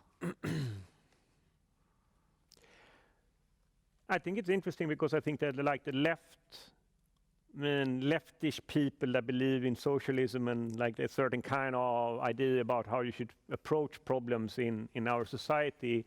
I mean, I still think it's a debate that that there are preconceived thoughts on what you should think and what you should talk about when it comes to these kind of socioeconomic and immigration problems and so on. And I think still we have a hard time to talk about these things. And I mean, I think that when I look at the decisions that I made the film, and I still believe in that like there's a motivation for me why you want to do a film like this and why you want to raise this question. And why you want to create something that is rather like exposing like the idea about the stereotypes and exposing a problem that maybe happened, because you also can do it in order because you care about the boys that are the robbers. They're just kids. Like it's also taking their motivation and history and so on for real, and like want to bring it up to the light because of the consequences for them. So I mean, I think it's still interesting to talk about it, but it was such a stigmatized image with these boys, and it was so obvious to see that it was hard to talk about, and still I think we have a hard time talking about it. Yes, it's. What struck me when I watched the film again and also read some of the articles that was written, then is how the discussion on this topic has changed since then. Also, nowadays this kind of robbings is very much talked about, and it's very much like almost a symbol that is heavily used by the extreme right in many ways, bringing these kind of robbings and this kind of crimes up. Have you noticed this changed in the discussion also? No, but I mean, what happened when we started to make play and after play was finished was that the Sweden Democrats were like one of the players, like a politician party in the government, and so it was a lot of things that was going on at that time, and I think.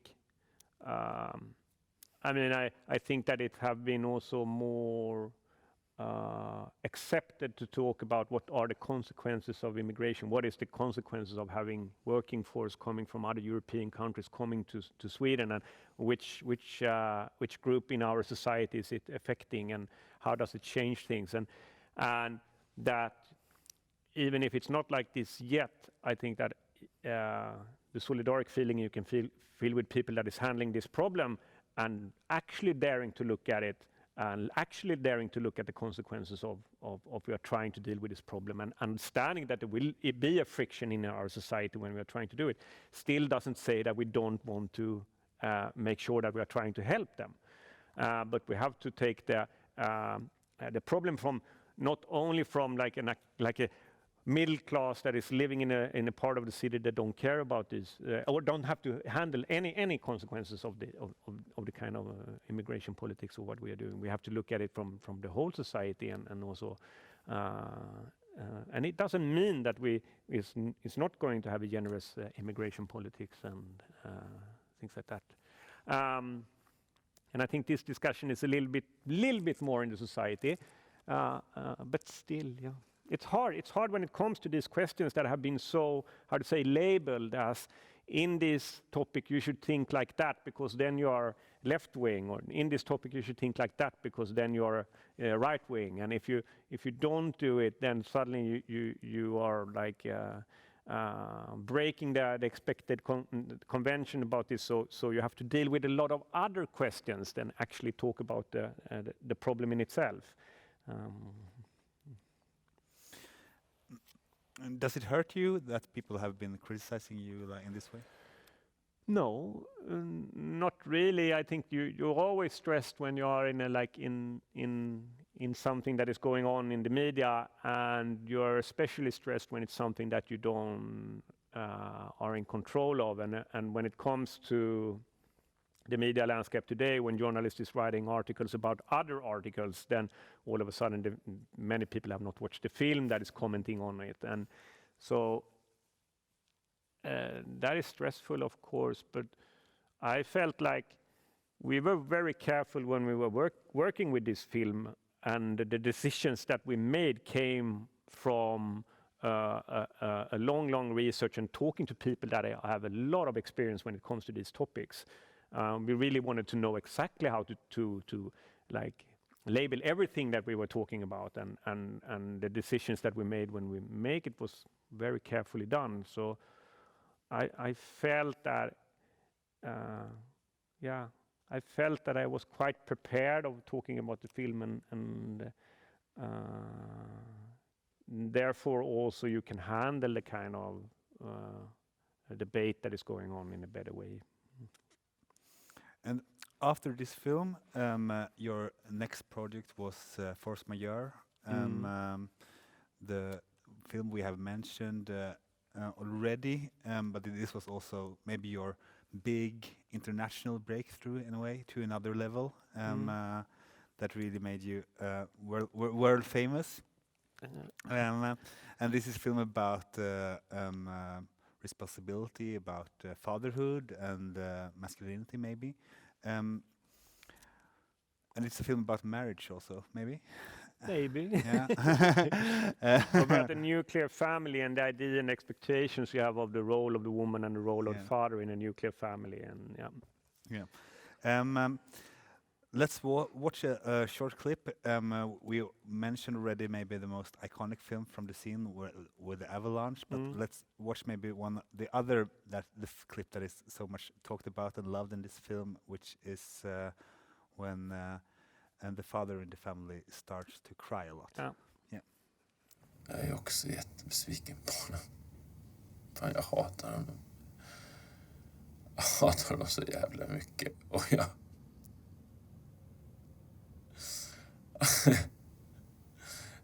jag kan inte förlåta det han har gjort, för att han har gjort massa andra saker förut också. Han har liksom ljugit, han har varit otrogen. Han känner, han fuskar i spel när han spelar med Haruvera. Fattar du vad patetiskt den här personen är? Och jag Jag kan inte leva med honom längre. Jag vill inte göra det. Det är fan inte bara du som är ett offer här. Jag är för fan också ett offer. Jag är för fan ett offer för min instinkt.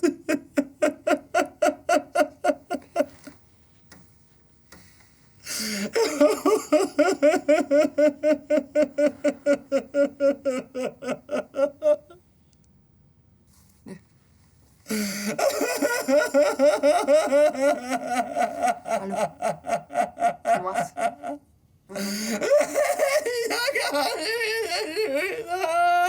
Kom in vart, så nu går in. Kom in vart, så nu går. Hallå? Så, nu går vi in, okej? Hur fan man går?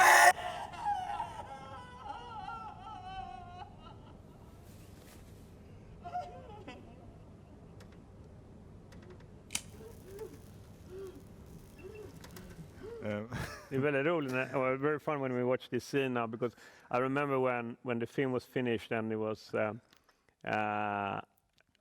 one of the distributors that was like connected to the project was like, okay, this can be the end of Ruben's career as a filmmaker. This film is going to be, everybody is not now is not going to. They were very, very provoked of this scene when he's crying and being pathetic in that way, and that Thomas, the character, is like a person that is, being ridiculed, or like, and that he believed that is okay. Now Ruben have made his last film. So it's fun to think back on that these kind of images that is unexpected or maybe disturbing in a way, or they are actually the small edges that makes a film get the quality that makes it last. But at the same time, when you're working with it, and people maybe want to make it like cut off these edges and put it into a place where you can just relate to it to other movies, because it's hard to see what new kind of expressions that actually is going to work with an audience, but then you're trying to make it look like everything else that you've seen before. So I think why this scene is also so loved, despite those initial hesitations, is also because it's so funny. And I wanted to ask you, how do you work with funny, and how do you work with humor in your film? Do you have a strategy for that? Well, I think that the approach that I have is kind of similar as stand-up comedy in many ways, that you are trying to look for a situation that the audience can relate to, that is easy to identify with but hard to handle. Like a dilemma, once again. Like you're looking for a setup where all of us can understand, oh my God, how would I behave if I was in this situation? And then from that starting point, you can push the actions in a certain direction, even to an absurd situation like this, and still make it believable. You can bring the audience on, or my own feelings, because that's what it always starts with, of course. Do I believe in this or not? Is this possible for me? What does this scene highlight when it comes to the context of what the action comes from? So, and sometimes you manage to find a situation where kind of absurd behavior actually is possible for the characters. But always have a starting point where, is it relatable? Do I believe in it? And the more an interesting a dilemma is, I mean, like that or in this setup, I actually can relate to the absurdity of what the character is doing and what he's deciding to do, and the better it is, like in a comical approach, to get it. But I always love like scenes in films where the humor is like one step before the audience. So I get kind of provoked when I see humor that is pointed out too obvious to me, because then I feel like, come on, I'm an intelligent person, I'm not stupid. And when you have the kind of humor that you're one step behind, and you understand, am I allowed to laugh about this, or am I supposed to feel sorry for him, or is it like life, that it can be both comical and tragical and absurd at the same time.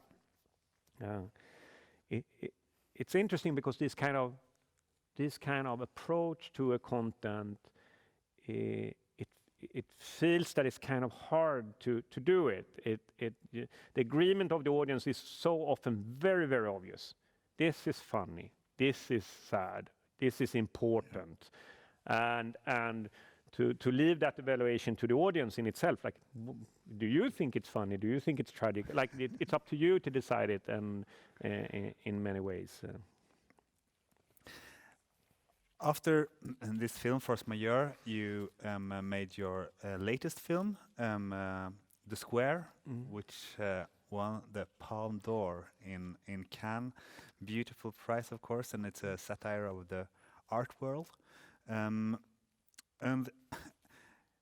it's about this artistic director who is running a museum, and this I wanted to ask you. This museum is placed in the Royal Castle in Stockholm. I wanted to start with asking, why did you choose this Royal Castle as the environment for this museum? We were thinking a lot what kind of museum it should be in the film, and I was going to some of the art museums in Europe, the modern art museums, the contemporary art museums, and most of them look like MoMA in New York, like a modern building, and this white cube where you have the exhibitions. But then at one point I was in Stockholm and I still hadn't decided what kind of museum it should be. And not too long ago I had been in Versailles and looked at the museum and the castle in Versailles. And when I was walking to a meeting with Kalle and Erik and Roy, we were just supposed to have a dinner together. I was walking past the Stockholm castle. And the idea came like, isn't it fun if it's like the monarchy is over in Sweden and they don't know what to do with all these old castle buildings, and they have decided to make it a museum of contemporary art. That is also the case of Versailles, that they have parts of it that they use for contemporary art. So it was like a fun setup of taking a symbol value of Sweden, like that is for the royal family, and then build an extension, modern extension, and put it on the royal castle in Stockholm. And I asked Gert Wingård, that is one of the more famous architects in Sweden, can't you build an extension, like the modern extension? And he did that. So it was fun way of playing with the symbol value when the museum became like a comment in itself. But monarchy is not over in Sweden, and you recently received the King's Medal from the King. Yeah. How many of your films had he watched? Do you know? I think he said that he prefers Steven Seagal, something like that. Which is, I don't know if it's fun or not, but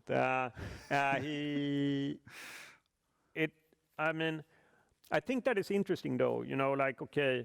Because when I was in LA, and when you get nominated for Best Foreign Language Film or Best International Film, that it's called today, then you get invited to a dinner at Sony Pictures. And the reason that Sony's Pictures have this dinner is because before, back in the days, the directors that came from abroad and came to the Oscars to go on this Oscar gala, they got a ticket to Disneyland and then they went back home. Like they didn't meet their colleagues in the US, so Sony wanted to like build connections between the European and the US directors. And when we were having that dinner, we were sitting around this table, and all the different directors from these different countries, they wanted them to tell what kind of problem they have had with the film because of the lack of freedom of speech in your country. And it was all these different kind of versions. Of course, some of them had problems with this. And when it came to me, okay, so what problem did you have of telling this topic in your country? And now, like US, we are giving you freedom of speech. So it's very like interesting approach to what they had to Europe and the countries. And I was like just saying, well, in Sweden, I actually have like used the royal castle and the royal family is like that was before I got the medal, but they have no problem with it, and I think I was invited to a dinner at that time, like at the castle and so on. So, and in US, they did, like these people, they really didn't want to hear this. They didn't want to hear that there's no problem with freedom of speech in Sweden. They wanted to be like the nation of the one where here we actually can talk open about everything. So yeah, in Sweden you get a medal if you are provoking the royal family or like trying to do something controversial about the royal family. And this film, I think it's a quite complex film in the way that it's both quite satirical and ridicules the art world, but in the same times, I feel such a fascination for the art world in the film. The way you go into all the details in the museum, all the how you portray all the little parts of the museum. How did you feel about this? The art world in general. But the system that you are portraying, the art world system that you are portraying with such joy still, as you're being satirical about it. Well, I think that the art world, the biggest problem with the art world is probably the same kind of problem that you have in a film festival, and it's how do you make the audience look at the art from the right perspective? How do you make the audience experiencing the art? And the conventions of an art museum, they are so strong. You walk in and you look at an object that is placed on the floor, the exhibition in itself is really the big challenge of art, I would say. So, I mean, I think it's interesting that when you're doing something about the art world, there's like an approach to it that some people are like getting very, hurt that you actually are criticizing the way that they are displaying art. I have no problem to feel that someone is trying to attack the film world and the kind of conventions that we are dealing with, because of course when you get some criticism, it's a possibility to step up and do it in a different way when you can approach these problems and so on. So yeah, it was quite fun to make that movie about the art world, because it created a lot of strong reactions. Let's watch a scene from the square. Maybe one of the best scenes I've ever seen in Swedish cinema, with a man portraying an ape.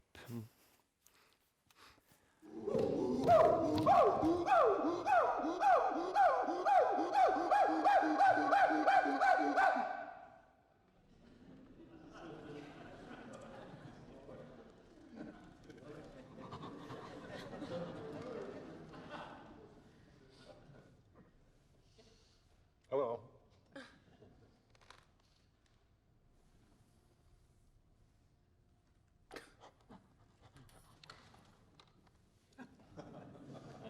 Stop it. Stop it.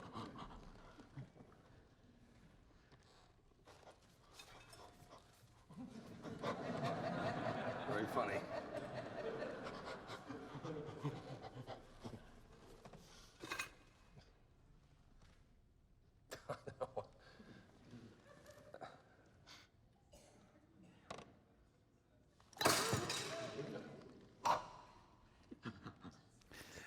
So this is once again a scene about somebody breaking the conventions and creating a new state in the room, so to speak.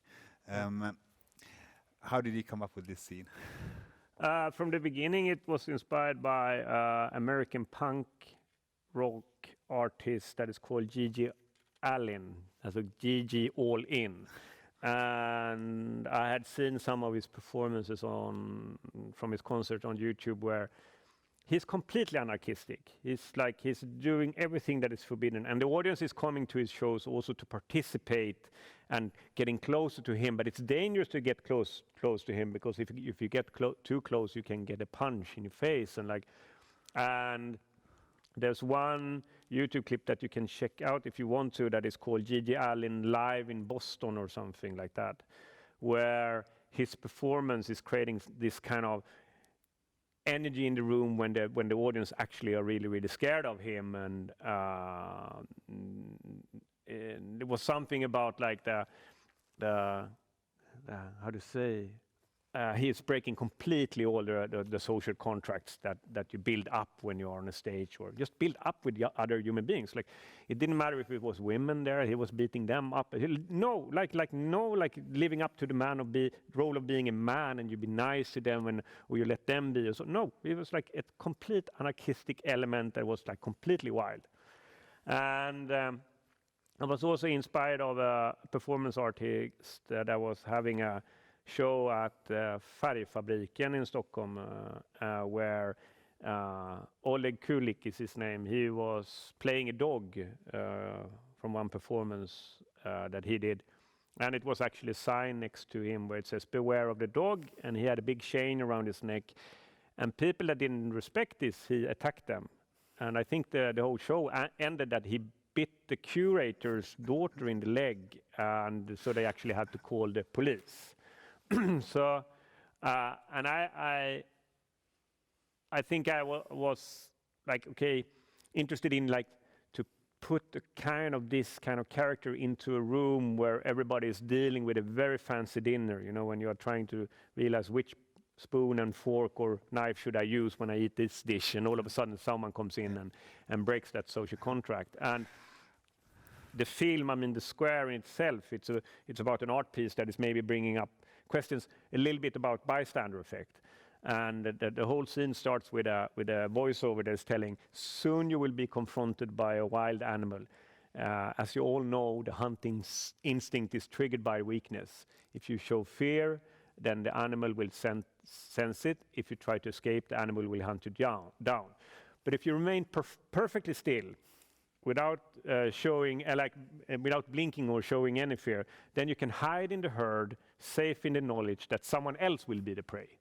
So it was trying to highlight that the bystander effect comes from also that the fact that we are herd animals. So when we freeze and we don't know what to do, it's not because we don't want to take responsibility. It's basically because we are scared and we hope that someone else will be the prey. Except for dealing with the art world, this film is also quite a tender portrait of relationship between the father and his two daughters. Mm-hmm.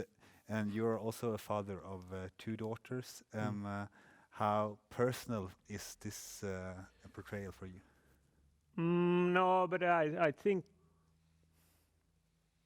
yes, of course. It is based on how I relate to them, and also Christian, the way that he brings in them to his work and showing what they have as an exhibition on the museum at this point, and the way that I are trying to bring in my daughters to my work. And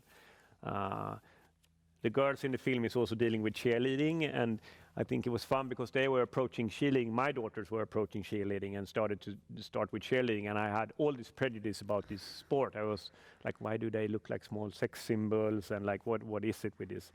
And when they started to do it, I saw it was a sport where it's like really a team sport where they're working together. All individuals are important, but the collective is super important also. And it made them very strong when it comes to relying on that they have a group that they have as a secureness in their life, and they also became team players by doing it.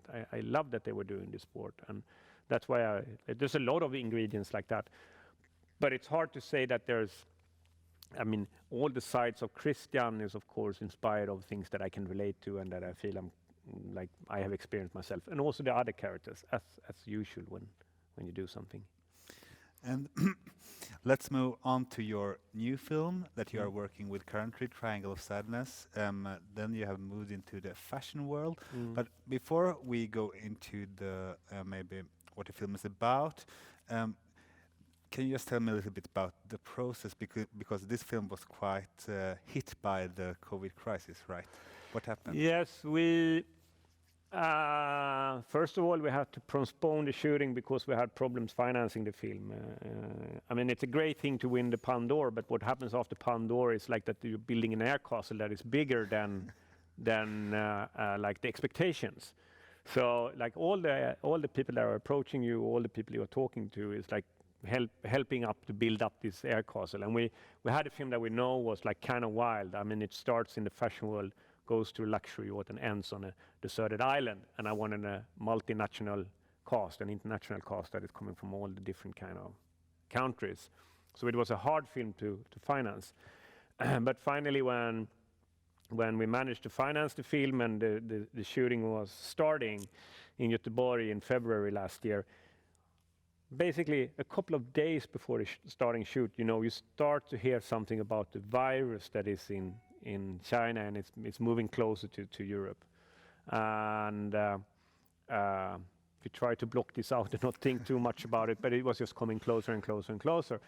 And at a certain point, we realized we are not going to be able to finish the first part of the shooting because we have to have a break. So it was like, of course, a stress moment that you all the time had to relate to, that maybe an actor would not be able to come into Europe when we started the shooting again. I mean, there was occasions when Woody Harrelson was standing on the airport in LA and was not allowed to enter the flight.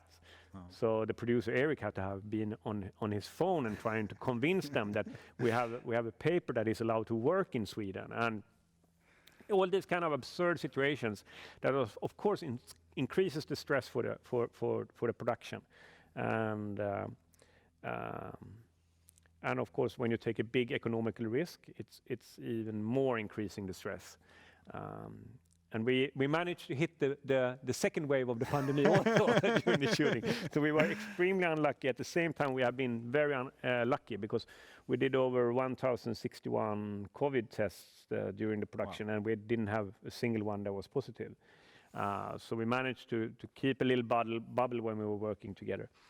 And so at the same time, I must say it have been one of the most enjoyable shootings I have done, because everybody was working together in such a beautiful way, and it was like those small friction parts that maybe happens on a production. They never happened because people were leaving this out. We didn't have like time for focusing on trivial problems, and everybody was working in the same direction. But you know, it's like a completely new setup that you are trying to relate to. So you also feel like, okay, I'm sorry, I'm not in control. And when you are a director, the worst thing that happens is, of course, if you feel like even if I have the right setup and I'm creating something and it's not playing out how I want it to play out, then you feel completely struck by it and guilty. But this is something that I'm not in control of, and then you also I can let down my guard, and what will happen, you know. Great. And you have brought some images from the film and some sketches. But before we start looking at them, maybe you just say a few words of the kind of give the outlines of the story, so we know what we are about to dig into. Yeah, but the first approach of the film is because my wife is a fashion photographer. So when I met her 6 years ago, she started to tell me a lot of things about like the fashion industry and the beauty industry. And I thought it was interesting to look on how beauty becomes a currency. So if you look on the different aspects of being able to climb in a class society, you can say that money and education is very important, but beauty is also an aspect that can make you climb in class society. And maybe if you look at the society we live in, then it's something that conventionally more is used by women, that you marry rich and using your currency with the looks, like the trophy wife idea. And but when you start to look at the fashion industry from the male model perspective, it's happened something very interesting, because the male models are paid maybe 1/4 of what the women are paid. They are one of the few professions where men actually is making less money than women. And they also can use the currency in the looks and the sexuality in order to open up doors. There are possibilities in that industry to do that. But at the same time, it's a very, very short career. So your looks are fading away and you're not going to be active for many years, but you have been used to a certain kind of lifestyle, and the fall back and not being able to live that life is going to be kind of harsh for these people. And the women in the industry, they kind of have a kind of approach to this. I'm going to be a trophy wife, so I will marry rich and then I will get out of this lifestyle. So that kind of like satirical, cynical approach that they have to the profession in itself, I thought was interesting. So what I wanted to do was like to take look at the currency in beauty and youth and look at it from 3 different kind of worlds. First in the fashion world, and then we take the 2 main characters, that is this couple, the male and the female model, to a luxury yacht. But unfortunately, the luxury yacht goes under, and billionaires and models and a cleaning lady from the yacht is flushed up on a beach of a deserted island. And suddenly all the hierarchies are gone. And it turns out that the cleaning lady knows how to fish and to make fire. So, and she ends up in the top of the hierarchy. So the hierarchies are flipped.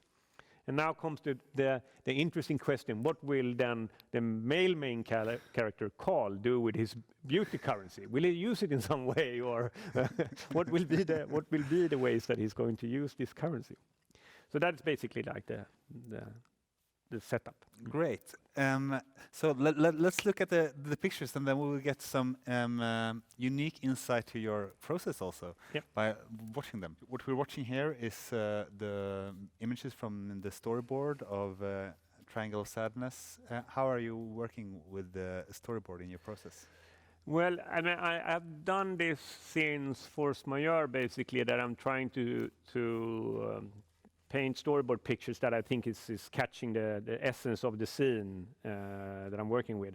And what I do is basically that I Google images that is from the internet, and when I find the right body expression, I use it and do the outline of the figures and work quite long with it. So each and single storyboard image that I'm working with, I put a couple of days or maybe a week or something like that.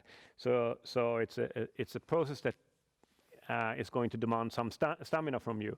But why I thought it was interesting to show this is, I mean, when it comes to working with a content like a feature film, that is, you get an idea, you get interested in the idea, and then it takes 3 years or something like that before you actually are going to express what you think about this idea in this visual medium. You have to find a way of keep your interest on the content. And when I'm doing these storyboard pictures, just that it takes a long time is making my mind always brought back to the content of the film, brought back to the idea about the film, how I should work with the film. And maybe I come up with things that is from these different scenes, but I also come up with maybe completely different thoughts and something else. So for me to use these images is a way of like a writing process, but even more meditative. So it's like more of an unexpected thought that comes to me when I work in this way. But and then you can see also on the images that sometimes you feel like we really managed to capture something, and you can see the result of that we have made in the film that are quite similar, but we have actually tried to copy the storyboard image. It's not always like this. But the most important part is find something that draws your attention and keeps your attention for many, many hours, because that's a really good way of getting up with ideas when it comes to the project. Yeah, these are quite striking images. If you look at the first one, for example, what is it that we see? You know what is with this image? It's actually the first time when the project got postponed and we didn't get the money that the American financiers had promised us. I was so angry at them. And I was like, fuck this American system, you know, when you always say yes, yes, yes, until you're writing the contract, and that's when you're starting to do the business deal, and all of a sudden it turns out that they're not going to say yes anymore. And I had like a really anger to that, like the American film industry in many ways. Even if I understand that it's a different culture, and I wanted to start the film in a much more aggressive way when I got this feeling, and I wanted the male models to do this casting and do this preparation for going on the catwalk when they have the speedos with the American flag on them, and you have these assistants throwing paint on them like that, really in an aggressive way. So the scene was really created from when I was very, very disappointed. And it gave some energy to the film also. And as you can see, it's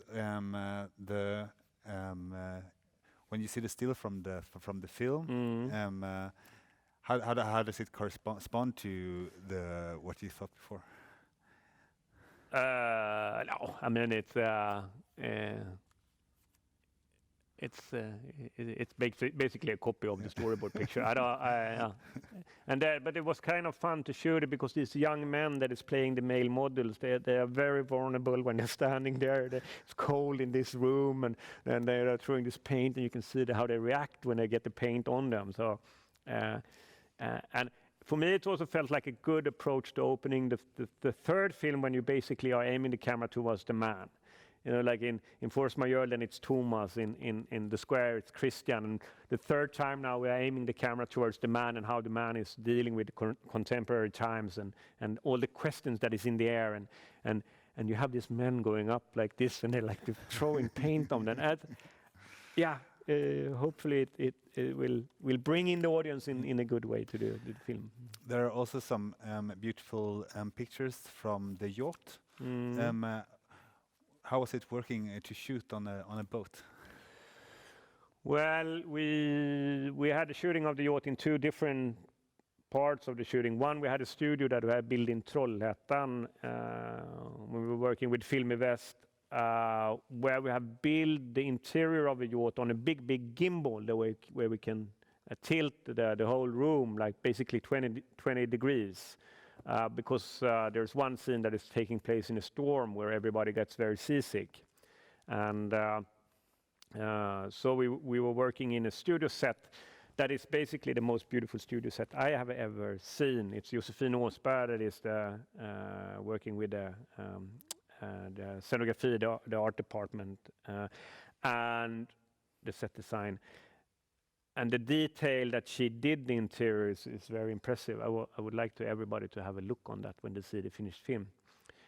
So parts of it we shot in the interior, in the studio, and then the second part we shot on an exterior on Christina O is the yacht called, and it's Onassis' old yacht.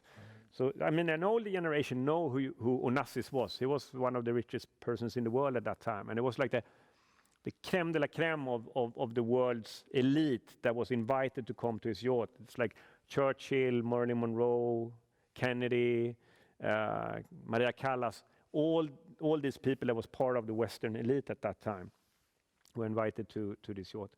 And we're going to blow it up. In the film, it's going to be blown up. And that's basically the end of before we get to the deserted island. So now you're in the middle of editing this film, and when will it be finished? From the beginning, the goal was to finish it in May for Cannes this year. But during the circumstances with COVID and so on, we don't even know 100% when Cannes will take place and which form it will take place. So right now I'm in an editing process when I can decide the pace of the editing quite much myself. But still, in the back of my head, May is where we are aiming for. But it's great if we can edit longer. For me, it's a luxury to be able to edit for a longer period, of course. So I'm sitting by myself with a laptop computer, enjoying the material and trying to have an open approach to the material and realize really how I can use it in the most efficient way. In these days, so many films are postponed and they are not released. And how are you nervous about how if it will be possible to release the film in a good way during this year? I personally, I don't walk around and be nervous of circumstances that I can't control. I just don't have that approach to things. So no, I just feel like, okay, we have to adapt to the kind of world that we are deciding that we want to release the film. And I think also it's not only that okay, it can be a window where you decide to release the film when it's getting a lot of attention just because it's one of the first film in this kind of category that people have been longing for or so on. So there are worse problems in these times, definitely. Sure. So thank you so much for coming and talking to me, and it's been wonderful listening to you. And congratulations to the award. And don't forget, everybody at home, to watch all of Ruben's film at the retrospective that we're presenting during the festival. Thank you very much. Thank you.